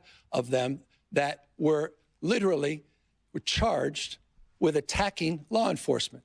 You talk a big game about backing the blue. With all due respect to the crime rate, again, he's not answering the fact that he has a higher murder rate than the state of California, a 66% higher gun death rate than the state of California. And I can easily answer this point. Gun safety saves lives. I don't think it, I know it. And the data bears that out in the state of California. California proudly does lead in terms of common sense gun safety. Common sense gun safety saves lives. You had the chance to do something meaningful. You had a chance to do something on behalf of those Parkland families. You did the exact opposite. You moved in the exact opposite direction. With all due respect, look at your own backyard, Ron. You're not mining your backyard on this issue. I will do that because we have we had two radical left Soros district attorneys, like your buddy Gascon in LA, one in Tampa, one in Orlando. They were endangering the public, and I removed them from their posts.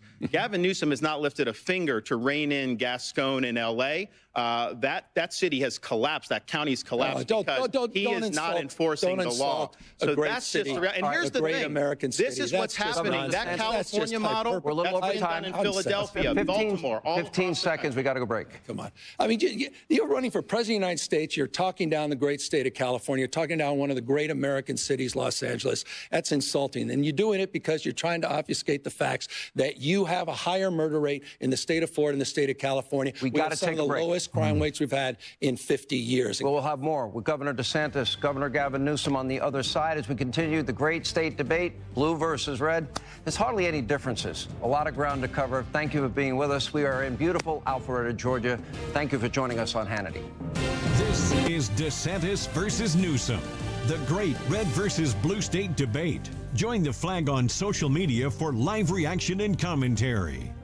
All right, we're back for just a couple minutes. Jay Thomas from, I almost said AM 1100 The Flag. You can say that. Sometimes from 970 WDAY alongside Steve Hallstrom, AM 1100 The Flag, the Steve Hallstrom Show, 4 to 6 afternoons on The Flag. Let me hit some more of these comments, Steve, because the comments are really piling up now. Yeah, let's go. Where you can watch Steve and I live and listen. We're on our YouTube channel, AM 1100 The Flag, and on Facebook. Boy, a lot of people on here saying, guys, this is an utter waste of time. It is getting nowhere. People are tuning out. There's nothing that's been discussed yet that will change everyday American lives. And I was thinking the same thing. Okay, they're bickering back and forth, but how about now we get to some meat and potatoes? Tell us what you're going to do. Another one says the people being shot in Florida, ?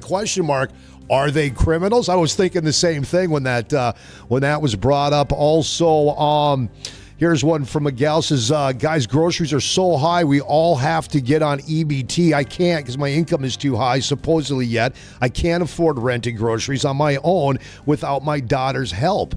Let's see. Hey, guys, I live in Florida, and we love DeSantis. He speaks the truth. That one I can't read. Can't read that one either. Okay, all right. A couple more quick ones here.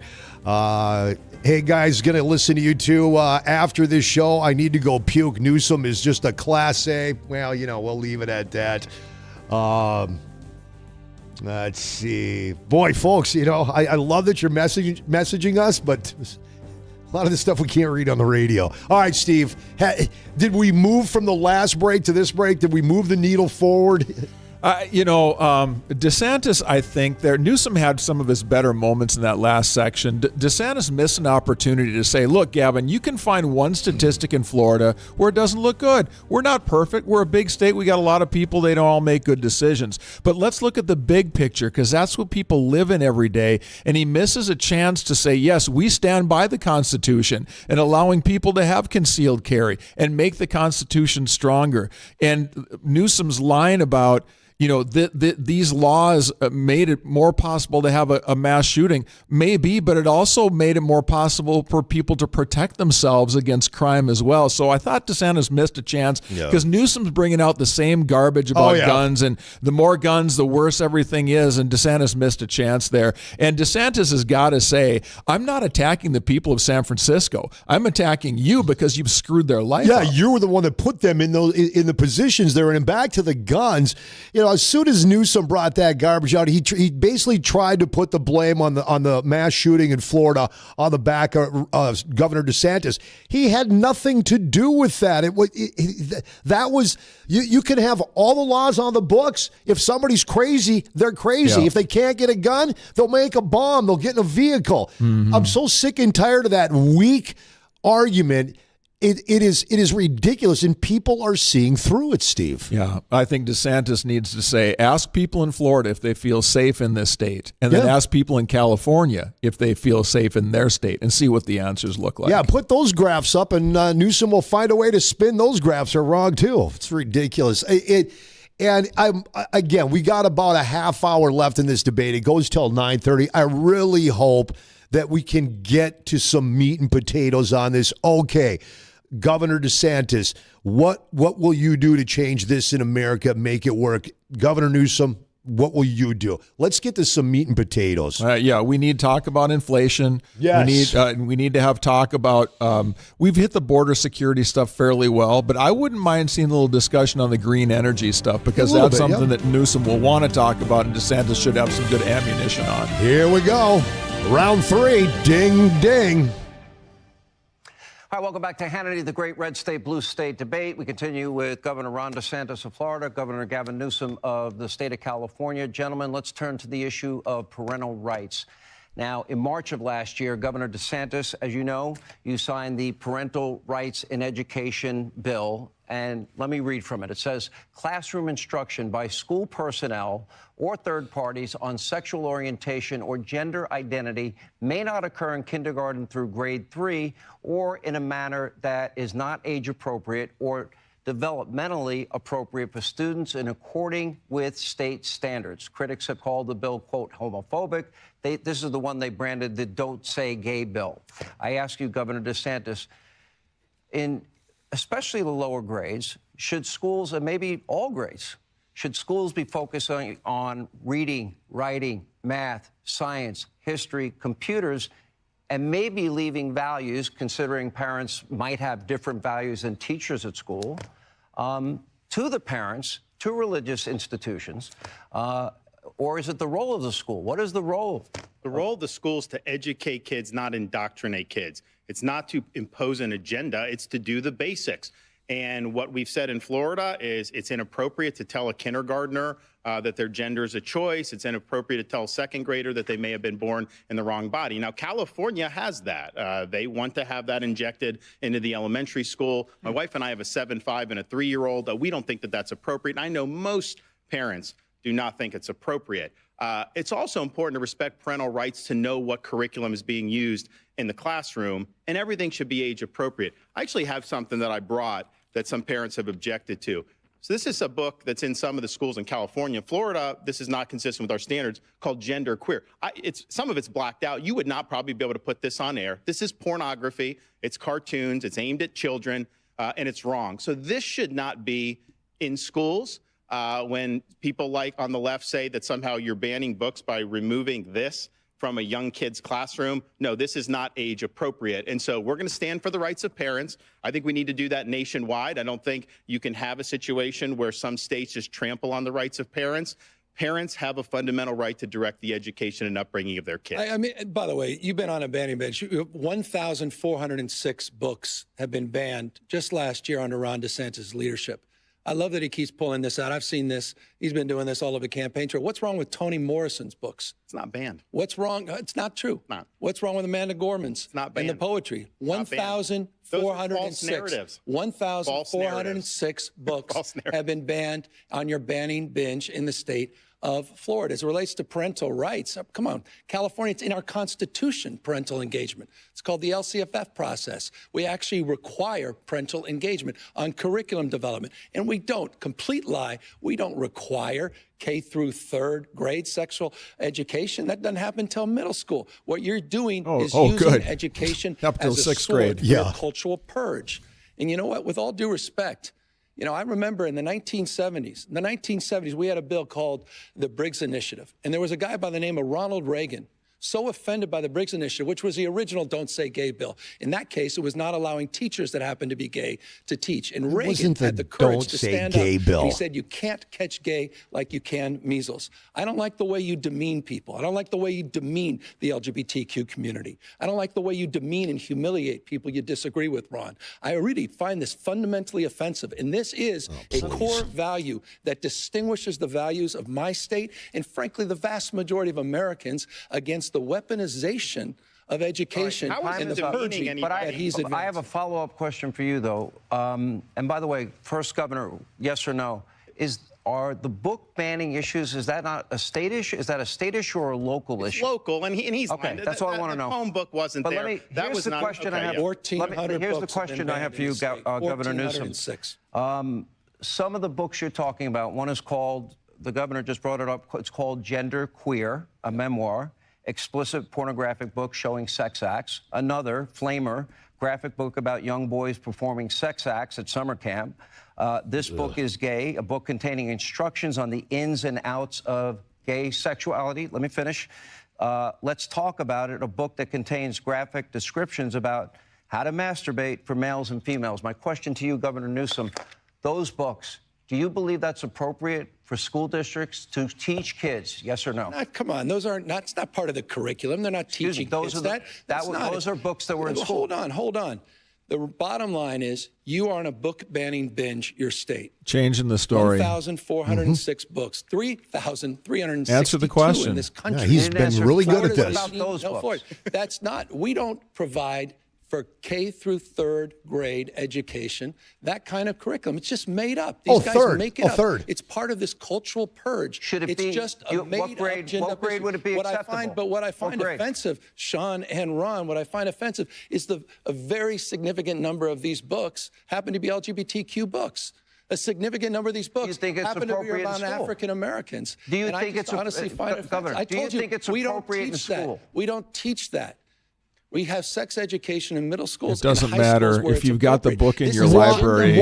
Exactly. It doesn't have to be in the curriculum. It shouldn't even be in the school. This is part of the culture war, the weaponization of grievance.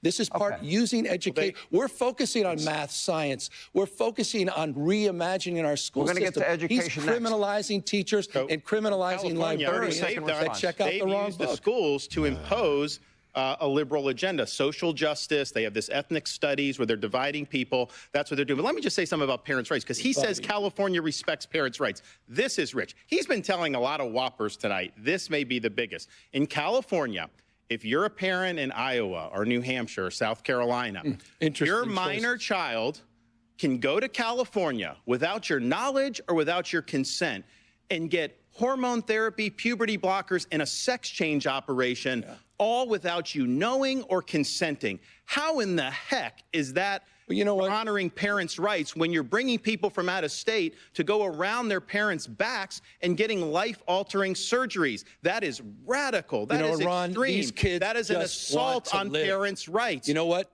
Ron, it's not for you to decide. It's for the parents to decide. Good for you. Parents do not want their kids going to these other things. Let me go to a follow-up. Let me stay on a follow-up. Let's turn to the issue of education. Where's your decency and humanity and grace when it comes to Oh, you got to let Newsom answer that question, Sean.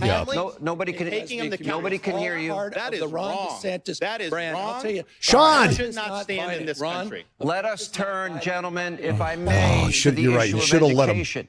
Why didn't you let him Here is answer? public school spending per K through 12 students, according to the education data initiative from the U.S. Census Bureau and National Center for Education. Florida spends nearly $12,000 per student, while California spends over $16,000. Florida is ranked #1 by U.S. News & World Report. In terms of state education rankings, California ranks 20th. Governor Newsom, what is your explanation? You spend more money and they have better results in Florida. Why? I just told you what I'm doing in public education. We created a brand new grade, pre-K for all. We're doing after school and summer school for all. We're reimagining the school day, not just the school year. We just provided 3.4 million of our students upwards of $2 billion for child savings accounts and the opportunity to start businesses when they graduate. We have one of the best records under COVID, during COVID. And again, you didn't answer to the fact you had more learning loss. Ron DeSantis had more learning loss during COVID. 4th grade reading, 4th grade math, 8th grade reading, 8th grade math. We outperformed you in it's a fact during COVID in every one of those categories. I can't wait to get all the PolitiFacts tonight because, Ron, you keep denying some basic fundamental facts on health, wealth, and education. We outperformed you during COVID. You talk about things to apologize. You should apologize for your COVID record. You were with Fauci. You aligned with vaccines. You aligned with CDC guidelines until you didn't, and tens of thousands of people died. Let's return our focus to education. Well, when we opened the schools, we bucked all of those people June of 2020. He kept the schools closed for a long time, and that had devastating impacts. And why? What Gavin Newsom does in California is kowtow to the teachers union. Whatever they tell him to do, he does. He will never balk the teachers union. That's why the kids were locked out of school for so long. Joe Biden is in the pocket of the teachers union, and so is Kamala Harris. That's why they fought school openings when he came in there. When they had that in there. It's Kamala Biden came Harris, into office Madam and he Vice brought in the President, teacher to you, union to Kamala be Harris. able to do Stop all these insulting different things to try to keep the schools closed. So the Democratic Party, the far left in this country, they are owned lock, stock, and barrel by the teachers union. I beat the teachers union in Florida to get the schools open, first in the country during COVID, also to do universal school choice. Every parent in Florida has a right to send their kid to the school of their choice. We're winning these fights. California is bending the knee to the union because they control the politicians. All right, let's move on. A topic that will seemingly play a very large role in the future elections, and it's the issue of abortion. Yes. I have a question for both of you. I'll ask you to please respect the individual's right to answer uninterrupted. And that is Governor DeSantis. I think it's actually your turn, Governor Newsom, if you don't mind. All good. Most medical professionals believe a baby is viable outside of a mother's womb by between 24 and 26 weeks. That is the general scientific consensus. It changes. There are some variations on it. Abortion is legal in your state, quote, up to viability, is my understanding, unless the mother's health is in danger. Right.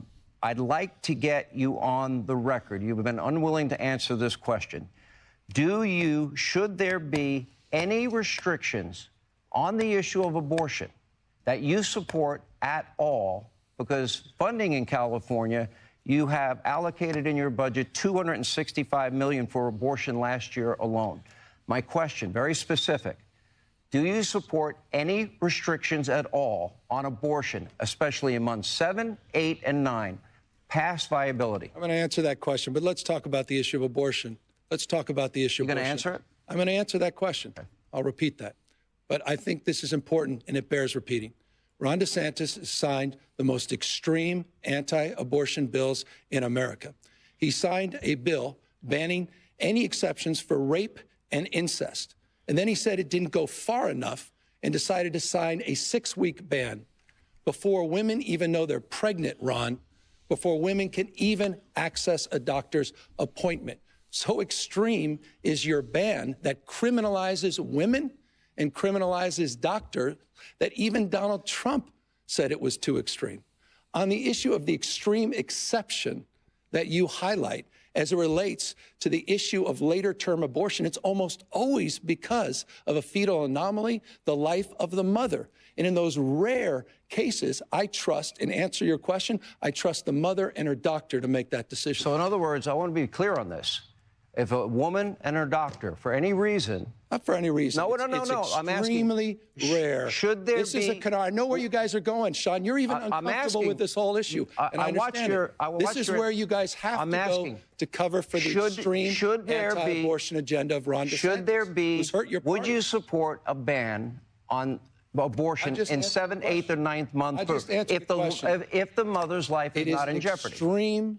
Extreme exception. People aren't going on and having abortions. Should it be illegal then? Unless something devastating has happened. Should it be illegal? It should be up to the mother and her doctor and her conscience. And it so almost the answer is always, no restriction. I've already answered it, and I'll just reinforce it. To cover up, again, hold on, for the most extreme abortion ban in the country. I have a simple question, though. This is important. No.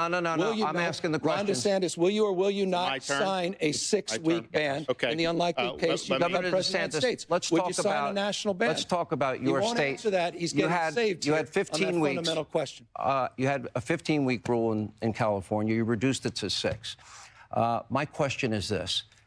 What was your thinking behind it? Was it for religious reasons? Was it for scientific reasons? What was the reason for you from going from 15 weeks to 6 weeks? Well, I believe in a culture of life. I think we're better off when everybody counts, when everybody has an opportunity to do well. And that bill attaches when there's a detectable heartbeat. For the child. And some states have done that. Some states have done others. Some states have done later. And obviously they have a right to do that. But I think about one of our Floridians, a lady named Penny Hopper. She actually survived a late-term abortion back in the day. And they left her on the table there to basically wither away. Her grandmother came, saved her, brought her to a hospital, saved her, and she ended up living a good life. So she counts and she matters. And I think that the position that we have from the modern left, including in California, is that they will take your tax dollars and they will fund abortion all the way to the moment of birth. He's wrong when he says the later terms are all because of this. 88% past 15 weeks are, in fact, elective from the Florida data. He doesn't keep data there. But that is really extreme to take your tax dollars and to do this all the way up to the moment of birth. He didn't answer your question about any type of protections at all for a baby that has a beating heart, that can feel pain, that is viable. Let me hold on. Respectfully, this is an important conversation. Will you or will you not support a national? Answer, Sean, why didn't you answer his question? Or will you not support a national ban if it lands on your desk? You couldn't answer that in any other context. Okay, answer gentlemen, it tonight. It's a simple yes or no. By the next issue. Hey, no, Sean, not a next issue. You never gave a week. The American people should know this. I'll answer it for Ron DeSantis. He can't answer it. He will sign that extreme 6-week let me move on. ban. The American people should know that. I'm calling this the lightning round. It would be great if you guys cooperated. I'm not a potted plant here. And I want to ask you, we all know that federal policy does have a huge impact on states. We know that. I'm going to ask you 3 simple questions, and I just want one-word answers, okay, from 3 of you, because our best. We're coming up on a break.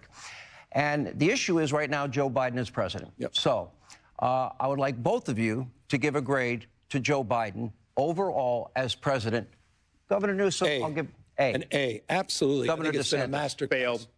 And a failure. Yeah. Okay. No, that's your Now, campaign number 2, president. are his policies helping or hurting your individual states? Is it helping the state of Florida? The inflation is hurting our state big time. Grade. Fail. He failed. Yeah. He's failed on the economy. The guy just took Is it helping $28 the million state of from the California? Science and Tech Act. Thank you, Joe Biden.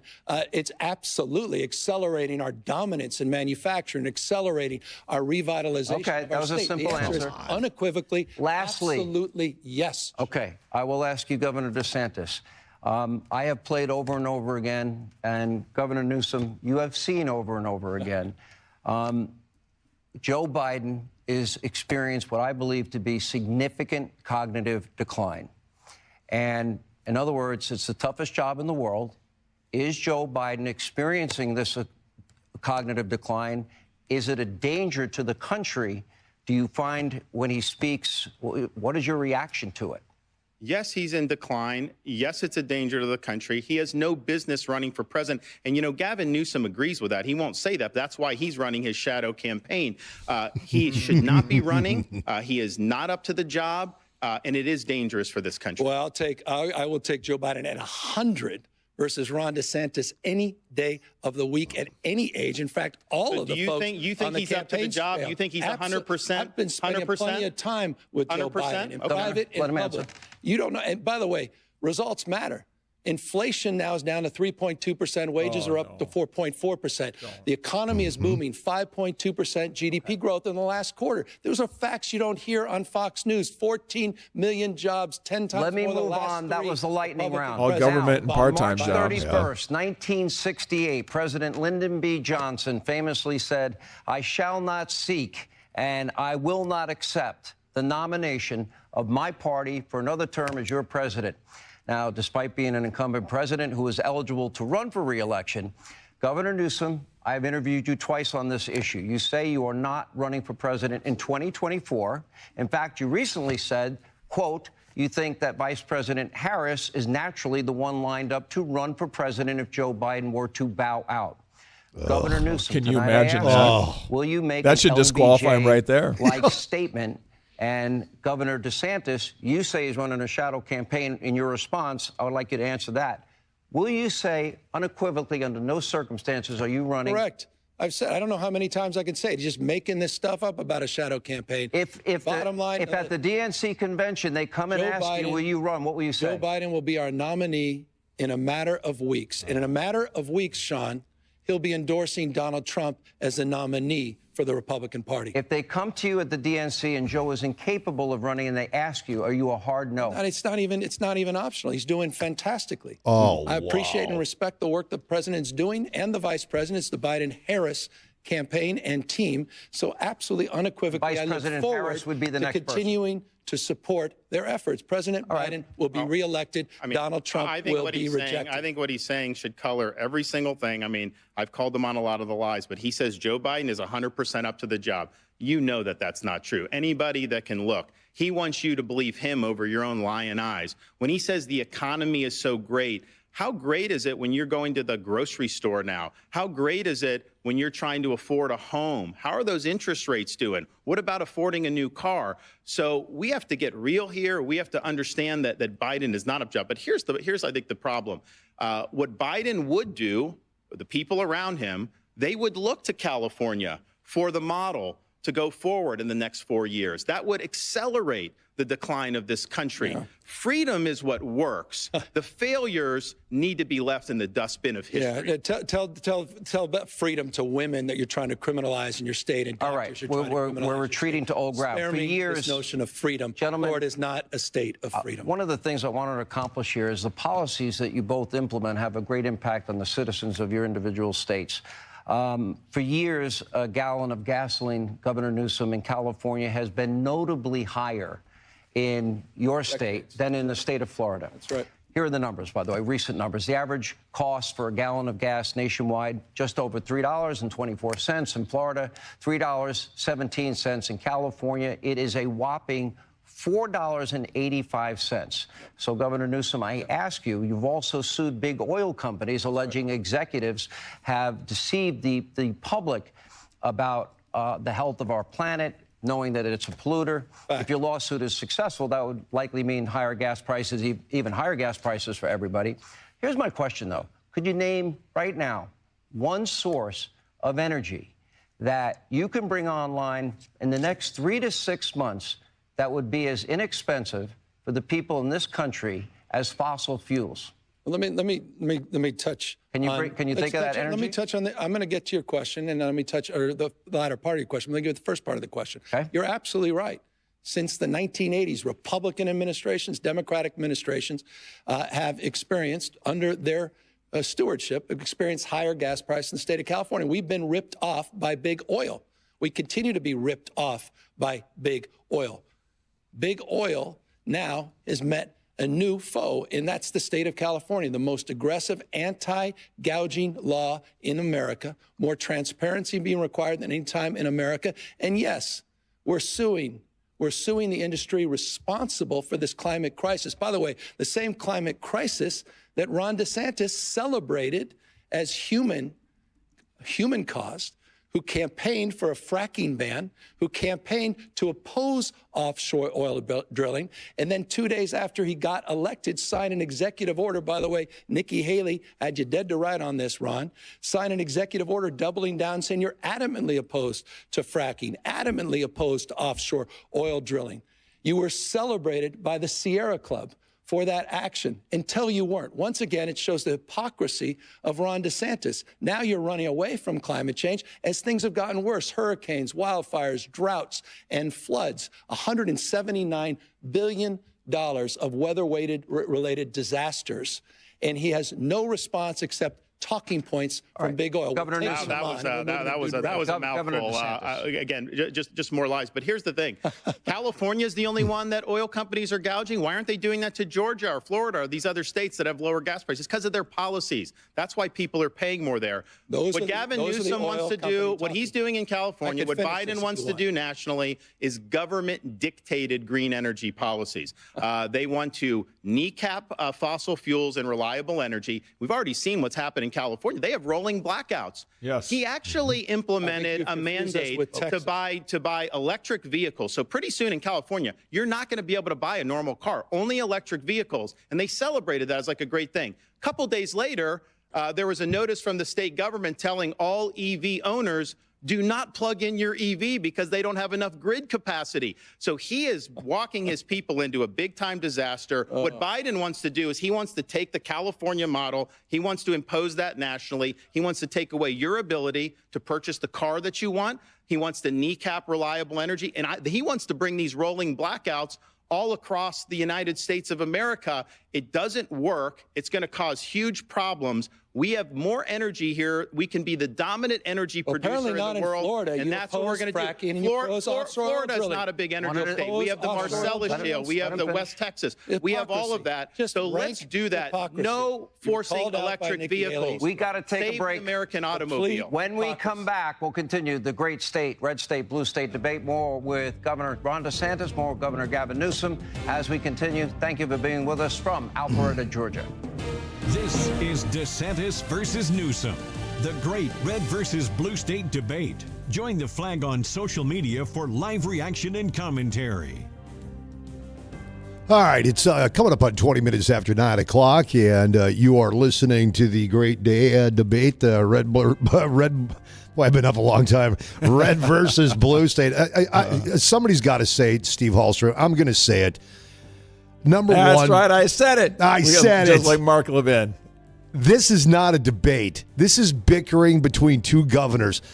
Can we just please, one time in this great country of ours, when we have a debate, can we just actually have a debate? And can the moderator... How their ideas are going to play nationally. So I get what you're saying. I personally, I'm getting a lot out of it, although I kind of like this stuff. I think that you should be able to kill microphones in a debate, is what I think. When it's DeSantis' turn, he gets his 30 seconds and Newsom's mic is off, and vice versa, and let them go back and forth. And then maybe you open up both mics at the very end. Sure. But you got to run these issues to ground where you get a chance for somebody to say, no. Let's talk about why you don't want to have fracking in Florida. Why don't you? And then no, okay. You've got to answer this question. Why will you not do that? I believe that DeSantis has an answer to that. He's not giving it, and I don't exactly know why there. But DeSantis is doing, I think, a really good job in this debate of just taking California's record and playing it up big. And I think the biggest thing I take from this is, yes, Newsom is smooth. He's a good-looking, smooth-talking guy, but he doesn't have a record to run on. And there's only so far that you can take that when you want to talk about the ideology of we want to be nice to people and you want to, allow, you don't want women to choose what to do their babies. But he doesn't have a record to run on. And I think the longer this debate goes, the worse for him because he doesn't have a leg to stand on here. No, he doesn't. And he's trying to be one of the legs of President Biden, and that isn't boding well either. He's just trying to pick things about DeSantis that he doesn't like or things that he doesn't think have worked well, but he can't say anything about his state. When DeSantis hits him with stuff, he just kind of laughs because he doesn't have a comeback. Yeah, no, and you're right. DeSantis is hitting him on the disaster that is California. DeSantis, he's got, proof of what he's done in Florida has worked. And you're right.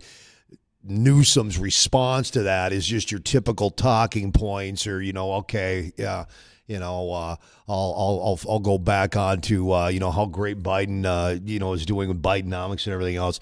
But again, this just, I like to see the guys go back and forth. I know the guys don't like each other. I don't think it's an act, but I really was hoping at least we get a nice chunk of this where, okay, if I'm president, here's what I do. But with that said, kind of hard for Gavin Newsom to answer that question if I was president, because he's still swearing that he's not running, which I'm not buying one bit. Yeah, and I think that's the whole problem with that is that all you can really do is talk about what you've done in your state. And Newsom is dodging so many questions right now that he doesn't have an answer for. I don't think it's going particularly well for him. About 5 more minutes left. Let's wrap her up. Welcome back to Hannity, the Great Red State Blue State Debate. We continue with Governor Gavin Newsom, Governor Ron DeSantis. According to the Department of Housing and Urban Development, these are the numbers for the homeless population in each of your states. It is a big problem around the country. In the state of California, it is 172,000. In Florida, it is 26,000. Now, the per capita numbers are pretty much the same. For California, it is 44 per 10,000 people, while Florida has 12 per 10,000 people. So, Governor DeSantis, I ask you, why the disparity? What are the policies you are implementing that is different from that of California? California's adopting leftist policies. Gavin Newsom was governor or mayor of San Francisco. He put out a 10-year plan like 20 years ago. He was going to end homelessness. Then a few years later, he had another plan. And now he says he's going to do, and it's only gotten worse. In the last 10 years in California, the homeless has gone up 45%. It's gone down in Florida 45%. But it's caused a huge problem with quality of life in California. The people that flee always bring up this. They've really empowered lawlessness and drug use. And, Gavin Newsom at one point tried to say that California was the freedom state. And I just kind of laughed, like, you're locking people down, you're doing all this. But then I thought about it, California does have freedoms that some people don't, that other states don't. You have the freedom to defecate in public in California. You have the freedom to pitch a tent on Sunset Boulevard. You have the freedom to create a homeless encampment under a freeway and even light it on fire. You have the freedom to have an open-air drug market and use drugs. You have the freedom, if you're an illegal alien, to get all these taxpayer benefits. So those are freedoms. They're not the freedoms our founding fathers envisioned, but they have contributed to the destruction of the quality of life in California, and the results speak for themselves. People are leaving the state because they have failed in addressing the homeless population. Well, I love the rant on freedom. I mean, here's a guy who's criminalizing teachers, criminalizing doctors, criminalizing librarians, and criminalizing women that seek their reproductive care. You're making it harder to vote. You're banning books. I mean, spare me this notion of freedom. Ask the folks at Disney about freedom and free enterprise. Ask the folks at the Special Olympics that you threatened to fine with $27 because they were discriminating against the athletes. Who goes after Special Olympians when it comes to the issue, Down syndrome, Ron, of homelessness? That is wrong. That's being a liberal bully. That's being a bully. Really? They had Down syndrome, and you wanted to discriminate against them.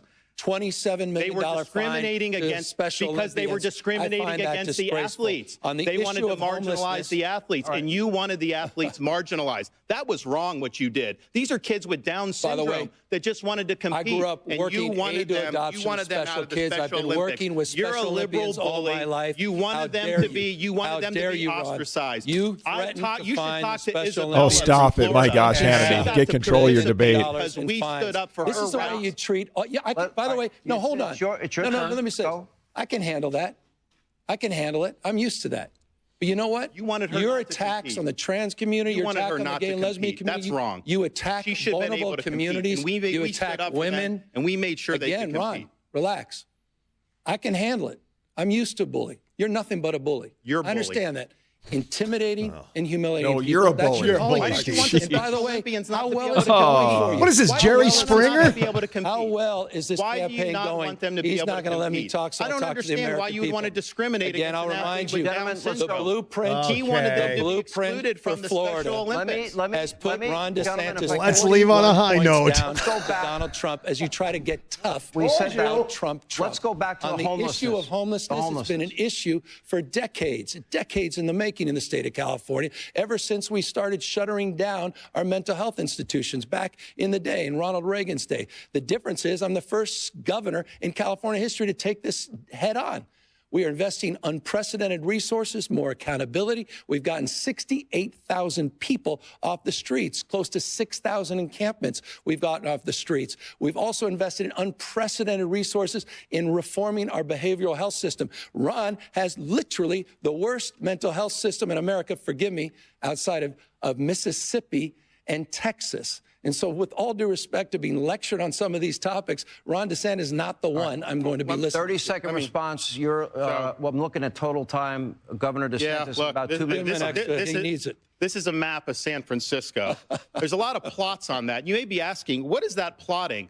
Well, this is an app where they plot the human feces that are found on the streets of San Francisco. And you see how almost the whole thing is covered, because that is what has happened in one of the previous greatest cities this country's ever had. Human feces is now a fact of life. There's an app for that, Jay. When a communist dictator poop comes app. to town, then they cleaned up the streets. They lined the streets with Chinese flags. They didn't put American flags there. Wow. They cleaned everything up. So they're willing to do it for a communist dictator, but they're not willing to do it for their own people. Yeah, that's get good the point. limited time we have left. I want to get, there are two very important issues we have not hit. What? After the Hamas terror attacks on October the 7th, we have seen what is nothing short of a disturbing outbreak of virulent hatred, anti-Semitism around the world, in the halls of our Congress, on American streets, on college campuses.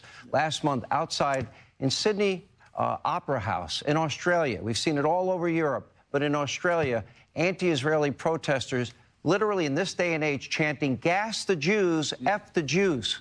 In American cities, we have protesters calling for global Islamic war and demanding that Israel be wiped off the map, or in the words of Congresswoman Tlaib, from the river to the sea.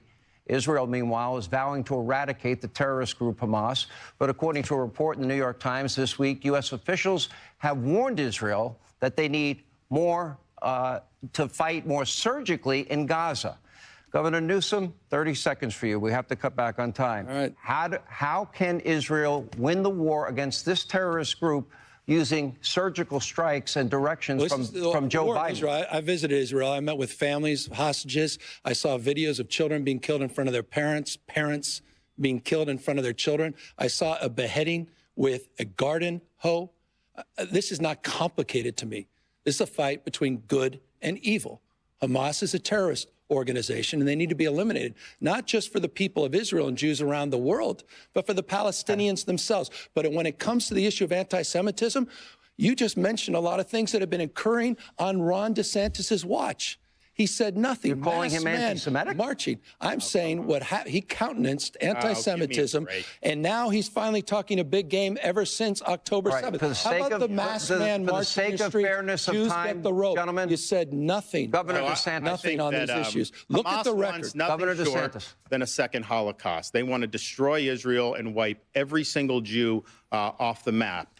Israel has every right to defend itself to the hilt. Biden should not be kneecapping them in any way, shape, or form. And by the way, Biden stranded a lot of American citizens over there. We're trying to get home. So I did an executive order in Florida, and we sent planes over to Israel right in the aftermath of October 7th, and we saved over 700 Americans, mostly Floridians, but not all, because Biden wouldn't do it. Finally, Biden started dumping people in Greece, and then they were sending a bill to the Americans just to get to Greece. If you come to this country illegally, they will pay to fly you all over the place. They'll put you up in a hotel at no expense. But yet our own citizens fleeing a war zone, they're going to send you a bill. Joe Biden failed those people, and we stepped up and got it. Let me ask you. I want to turn to the anti-Semitism. We don't have a lot of time on your streets for years. I want to turn to the issue, gentlemen, of China. I talk about this often. Intellectual property theft, unfair trade practices. The China has been hostile to our fighter jets in international airspace, hostile to our Navy in international waterways. We know all about the China spy balloon that happened 8 days right across the United States over military installations. The communist Chinese, they have nationals buying up thousands of acres of ranch land, farmland, and land near military installations. Their hostility towards Taiwan.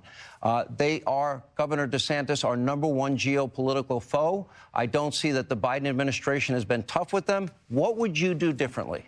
Well, first, in Florida, we banned China from buying land in our state because you're right. You don't want them buying farmland or land near military bases. So we acted. We also got the Confucius Institutes out of our universities. China should not be involved in our universities at all. What you need to do is you need to have hard power in the Indo-Pacific to deter China's ambitions. You need to take the economy, and we need to decouple from China. We're dependent on them for so many things. And then finally, we need to get serious about their influence in this country. They shouldn't be able to buy farmland anywhere. I can tell you this, I would not go to China and grovel in front of Xi like Gavin Newsom did. He says China's a partner on climate change. China's adding 2 new coal plants every year. China's laughing at us with what they're doing. So yes, they're the #1 threat we face, and we need to take it seriously, and Joe Biden is not doing that. This is just a reminder, I think it's a question some people are probably asking. I know Nikki Haley's campaign is asking, when are you going to drop out and at least give Nikki Haley a shot to take down Donald Trump in this nomination? She laid you out.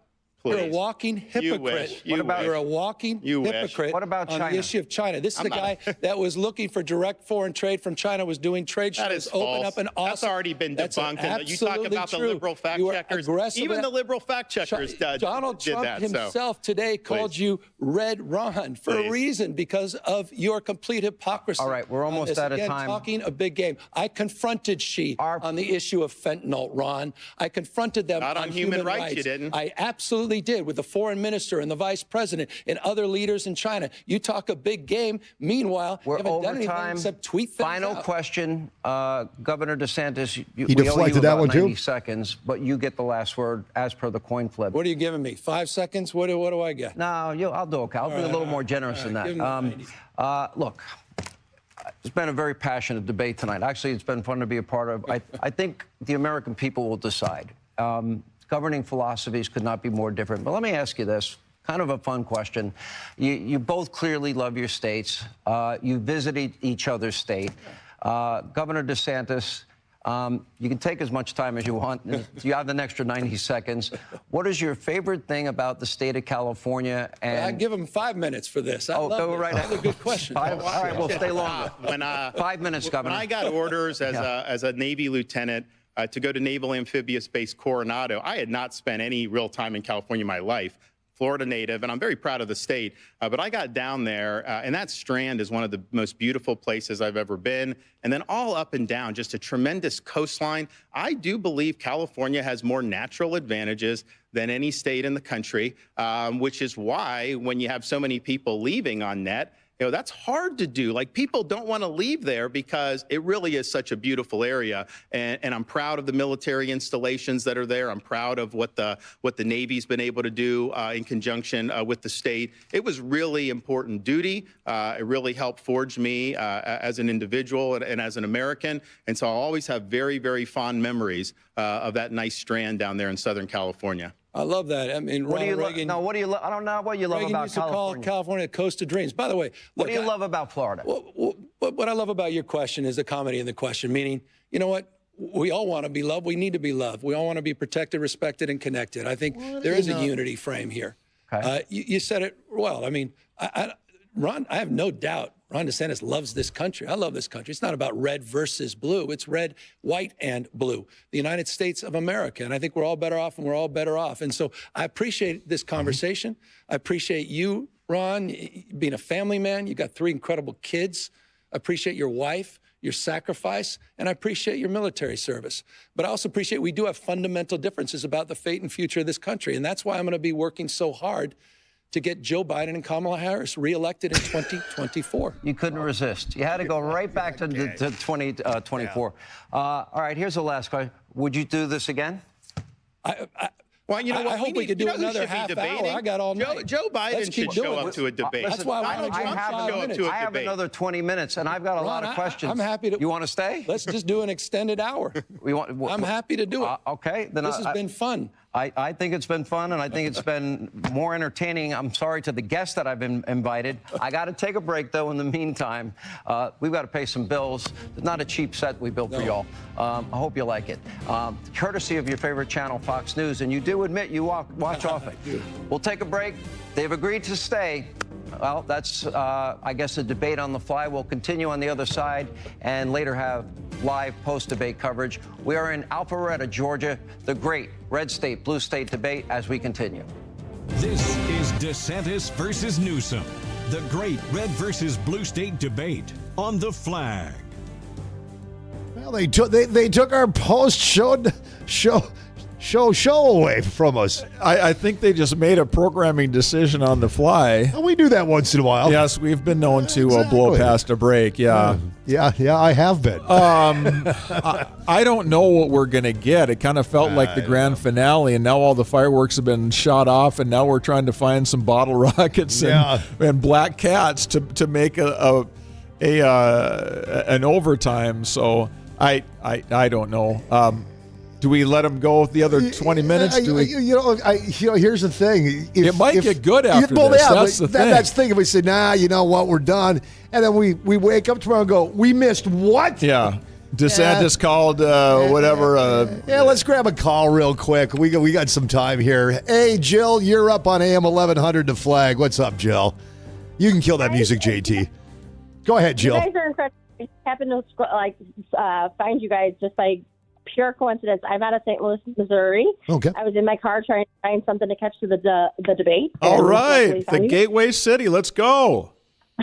Right? So when I called about 10 minutes ago, and so I'm going to skip back to what my thoughts were at that moment. And first of all, puke. Mm-hmm. Obviously, he's Kamala, all up there, right? So we know where they're going at. But here's what all I could think of was the great miracle play at the end of a football game where they're doing laterals and tossing it from one to the other. They're going to keep doing this.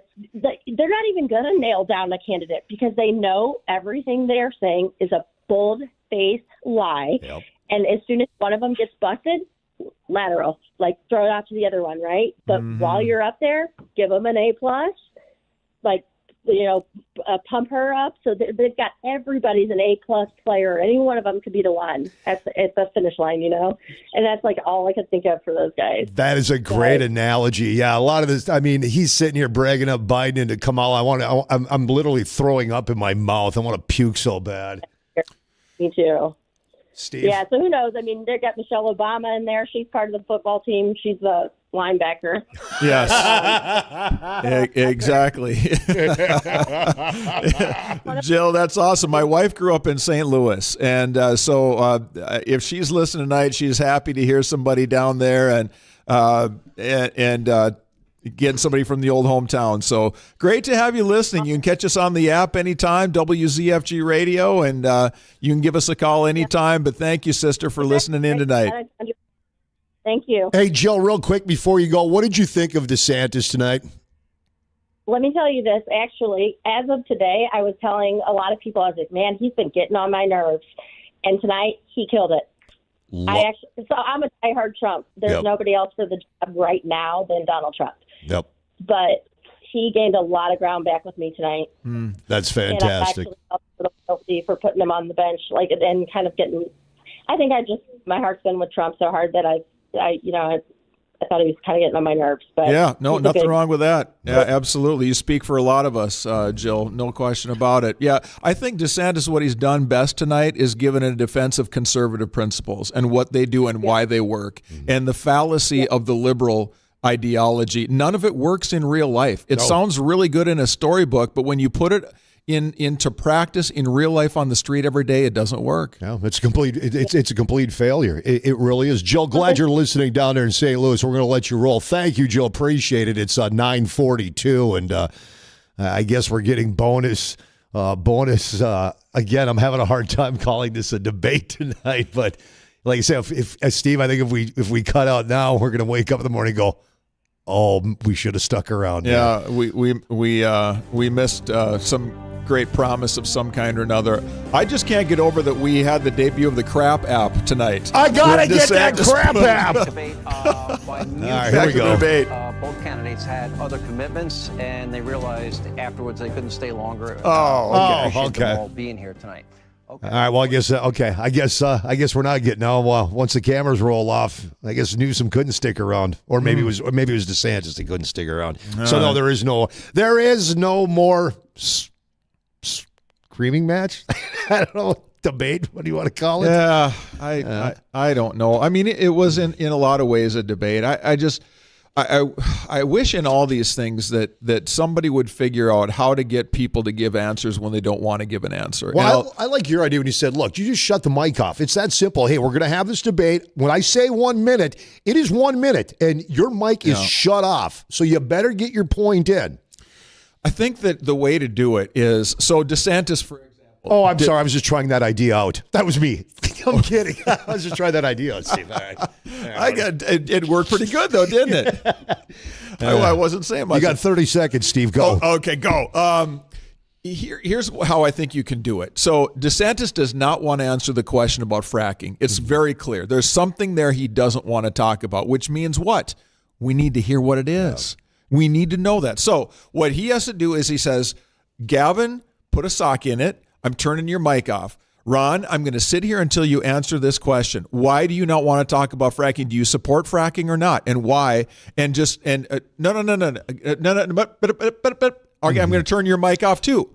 Listen to me. Answer the question. And if we do that, we can get people to actually explain a little bit about the different things they want to do. Newsom dodged every question about the books. Everything. And like, do you want this pornography to be in your library? No. Ron DeSantis, I've turned your mic off, so I don't want to hear from you. Gavin, answer the question. No. Answer the question. Yep. I'm going to turn your mic off too. Answer the question. I think there's some things that we need to hear from these people, and or until we run it to ground where we realize, okay, you don't want to answer the question. You obviously there's something you're hiding from us. Fine. Yeah. You get one more chance to say something. Otherwise, I'm going to say it to the world. Gavin Newsom does not want to talk about porn in his library. Is that what you want the record to show? I think there's a way to do it. I wish we could get there. Yeah, and you're right. I like what you're saying. You have got to look. You have got to have control of your debate. And if you've got to strong arm the people, the candidates, then so be it. If they don't like it, too bad, because we a lot of times get nothing out of these debates. And you're right. Hey, answer. You're not okay if you're not going to answer the question. Then you're hiding something. Yeah. You want another shot at it? Mic's on. Oh, you're still okay. We're done. Yeah. It got orderly in the middle. You could tell like the boys got their back of their hands slapped or something. Like segments 2 and 3 were a little bit more orderly, but toward the end, It really just seemed to get really loose. And I want to make this point, Jay.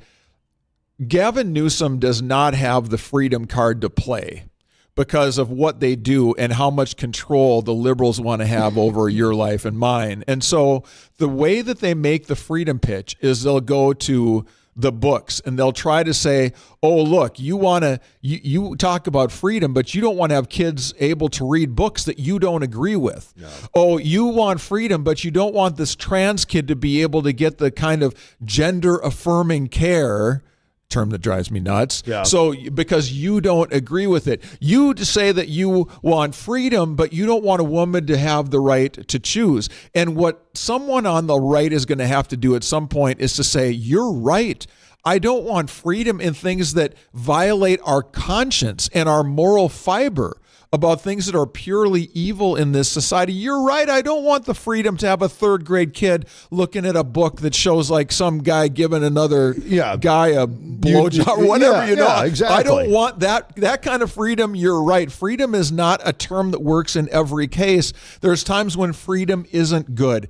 But I never hear conservative candidates articulate that point very well. And I think they could win because when you do that, you expose everything the liberals are about, because all they want is freedom about things that are going to be dangerous to people, and most of us agree with that. You know, the Republican Party, I've said this so many times, does not know how to play the game, and that's the game of politics. And you brought up a great point. This is a prime opportunity to stand up and say, just like you did as a conservative, as a Republican, you know, grow a set, stand up and say just that. But you can't get a candidate other than former President Trump. That's the only guy. Yeah. And I think, you know, because I voted for him both times, and it was because the guy had good policies, but he just stood up. He didn't take any grief, and he told it like it was. And did he hurt feelings? Yeah, so what? Welcome to life. Life's not fair. Yep. Feelings are going to get hurt. Y'all don't get blue ribbons. But that's what has given him his popularity and his power. He's a guy that is just going to tell it like it is. I don't care if it hurts somebody's feelings. The people respect that, and you just don't have another politician like that. And I think that, you know, Trump was like that and still is, because he came into this whole thing back in 20. He was never a politician. He was just a businessman and said, look, I can do this, and I know how to do it, and I can do it right. And he did. It's just a shame that nobody will take that playbook and run with it. What do you not see in DeSantis in that regard that you see in Trump? DeSantis tonight looked, compared to any other debate he's been in, he looked a lot stronger. But then again, you're going one-on-one. He had a lot of ammunition to go after when it comes to, you know, Governor Newsom in California. I like DeSantis. I really do. If for some reason Trump's not the nominee, DeSantis would definitely be my guy out of everybody else. But DeSantis, he himself also kind of has that slick politician thing going on too. He really does. I think he can get the job done, but when you watch him, it doesn't feel like it's coming from his heart. When Trump stands up and gives a speech, or when Trump debated, or when Trump set up policy, and this is why I'm doing it, came from his heart. And you could see it. You could feel it. Just, I'm not, again, if for some reason it's not Trump, then DeSantis is my guy. But he just doesn't have it. Okay. I don't know how else to explain it. Yeah, no. And sometimes it's not, you can't express in words. It's just a feeling you have. And he can't get you pumped up. Not the same way. No, Trump is a showman. Yeah. Yeah, he's a TV star. He's a celebrity. He's a larger-than-life personality. No question about it. DeSantis isn't that way. He just isn't. Even in his strongest moments tonight, he's not the kind of guy that makes you say, dang it, I'm going to run through a brick wall for that guy, because he doesn't usually make it about himself. The reason Trump is so good at that, I think, is he personalizes the fight to say, I am fighting for you. Mm-hmm. And nobody has made that case like Trump has.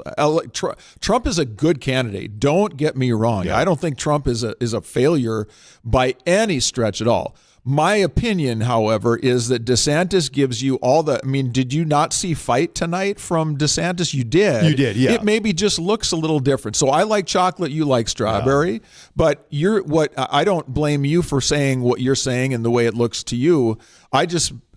The reason I like DeSantis is what we saw tonight. He's got a very good grasp of the issues. Mm-hmm. He's got a track record in Florida that stands up against any criticism and any scrutiny that you can come up with there. I thought this was his best moment in a long time. Yes. Certainly he was better. He had his chances to get in there and get going, and maybe in a smaller circle where he's going to have regular chances to get in the fight, it gets him warmed up a little bit more. I don't know, but I thought it was a really good night for Republican politics and for conservative ideas. I really did, because I think there are a few things here that really got played out, and that is the fact that the liberal policies that Newsom is putting in place are horrible. And DeSantis said it 100 times. People are leaving California in droves, and it doesn't matter how good-looking DeSantis is or how smooth of a talker he is. Newsom, you have no record there. San Francisco has turned into a cesspool. Yep. And he was the mayor, now he is the governor, and he just cannot figure out how to get out of his own way because the liberal ideas don't work. And I did like when DeSantis hit Newsom on that. Look, you were the mayor of San Francisco. Look how that worked out. You're taking those policies. Now you're the governor. You've moved those policies to California. Look at California. Now you want to take those California policies and you guys want to move them to the country. Yep. And the country's going to end up just like California and down to San Francisco. No, I mean, I'm not being disparaging to DeSantis at all. Like I like the guy. I just, I want to see, I want to see more heart come out of him. Do I think that man can go into the White House and run this country and do a fantastic job? I do. But if I have to choose between him or Trump, I'm going with Trump. Trump is like that comfortable pair of shoes you got. And exactly. Like your old Red Wing boots. Mm-hmm. They're always going to be there. They're always going to get the job done. They're going to march through whatever feces is on the street of San Francisco. Make sure you got if you go to California, make sure you stop at Red Wing Shoes here in Fargo first. Get a good pair of Red Wings. You're going to need them. Yeah, absolutely. No, I get the support for Donald Trump, and if he's the nominee, I'll go to the polls and I'll vote for him. No problem with that. And as bizarre as the world is right now, and how crazy things are foreign policy wise, considering Trump's record in foreign policy. I understand why people really want Trump, because he's been there, done that. And when Trump got in, ISIS went away. Rocket Man stopped shooting missiles over Japan. When Syria acted up, they got a face full of missile coming inbound. Yes, they did. And you know what? When Trump went to the foreign stage and he was there with the G7 leaders or whatever, when Trump walked on the stage, everybody else was like, "Oh, here comes Donald Trump. Move away." When Joe Biden is on that stage, he's wandering around mumbling to himself, and everybody's like, "Who's the crazy old man over there?" Well, I get the Trump appreciation. I do. They're moving too when he comes around because they don't want him to fall into him. They're moving out of the Trip way. and fall over their shoes, no question about it. Yeah, I think it was and I think what tonight can be, Jay, is sort of a prototype for how whoever the nominee is what they can take into the campaign trail. And I thought DeSantis did a really good job of saying Joe Biden is not capable of doing this job. You know it, and I know it. And having Newsom up there saying time and time again, 100%, he's the guy. He's doing great. I'm proud to say that was so phony. It was so phony. And it was so fantastic that DeSantis kept calling him out. I go, come on, man. Over and over again. Yeah. Over and over again, he kept doing that. I still can't get this poop map out of my mind. The crap app? San Francisco. There's a lot of plots on that. You may be asking, what is that plotting? Well, this is an app where they plot the human feces. JT, you got to find that app for me. I got to have that app on my phone, man. Oh, my word. That's a good one to pull out at a party. It's 9:55. By the way, you are listening to AM 1100, the Flag, 92.3 FM, WZFG Dilworth. All right, buddy. Well, let's see. Let's take a look at the Drudge poll. I always like to look at this thing. He's got one let's up. Go. He's got the Drudge poll just over 9,300 votes, and it's got DeSantis waxing Newsom. DeSantis 63.79% and Newsom's 36.21%. Oh, wow. 36. Yeah. I thought it would be like 80-20 maybe. So Drudge used to be a pretty hardcore conservative and a big Trump kind of supporter. But then he saw something happen with him and Trump, and he kind of turned on him. And so he's kind of been anti-Trump. So maybe more liberals are following Drudge Report. I don't know. I'm surprised that 30-some% of people thought that Newsom won. I don't know how you'd think that he won unless you want one of the 3 or 4 answers that he got in there that did something good to be the story. I I just don't exactly know on that. DeSantis did a really good job, I thought, on the COVID lockdowns and just hammering him on California being slow to reopen. And Newsom found like some statistic he thought about learning, and who knows if it's true or if he can really prove it at all. I have no idea, but he tried to find something there that he thought would work. But I thought just on the issues, like the stuff you can't really argue about, I just thought DeSantis had a really good night there. We got tons and tons of comments on both our Facebook and YouTube feed, and I'll just read a couple of them here. We only got about 2 minutes left. I understand what you're saying about Trump because it is true, but most don't know all the things DeSantis has put in place to protect his people, and you're correct, and he needs to get better at that. Tonight he did like you said, Steve. I agree. Tonight has been his best showing, even though this wasn't a debate.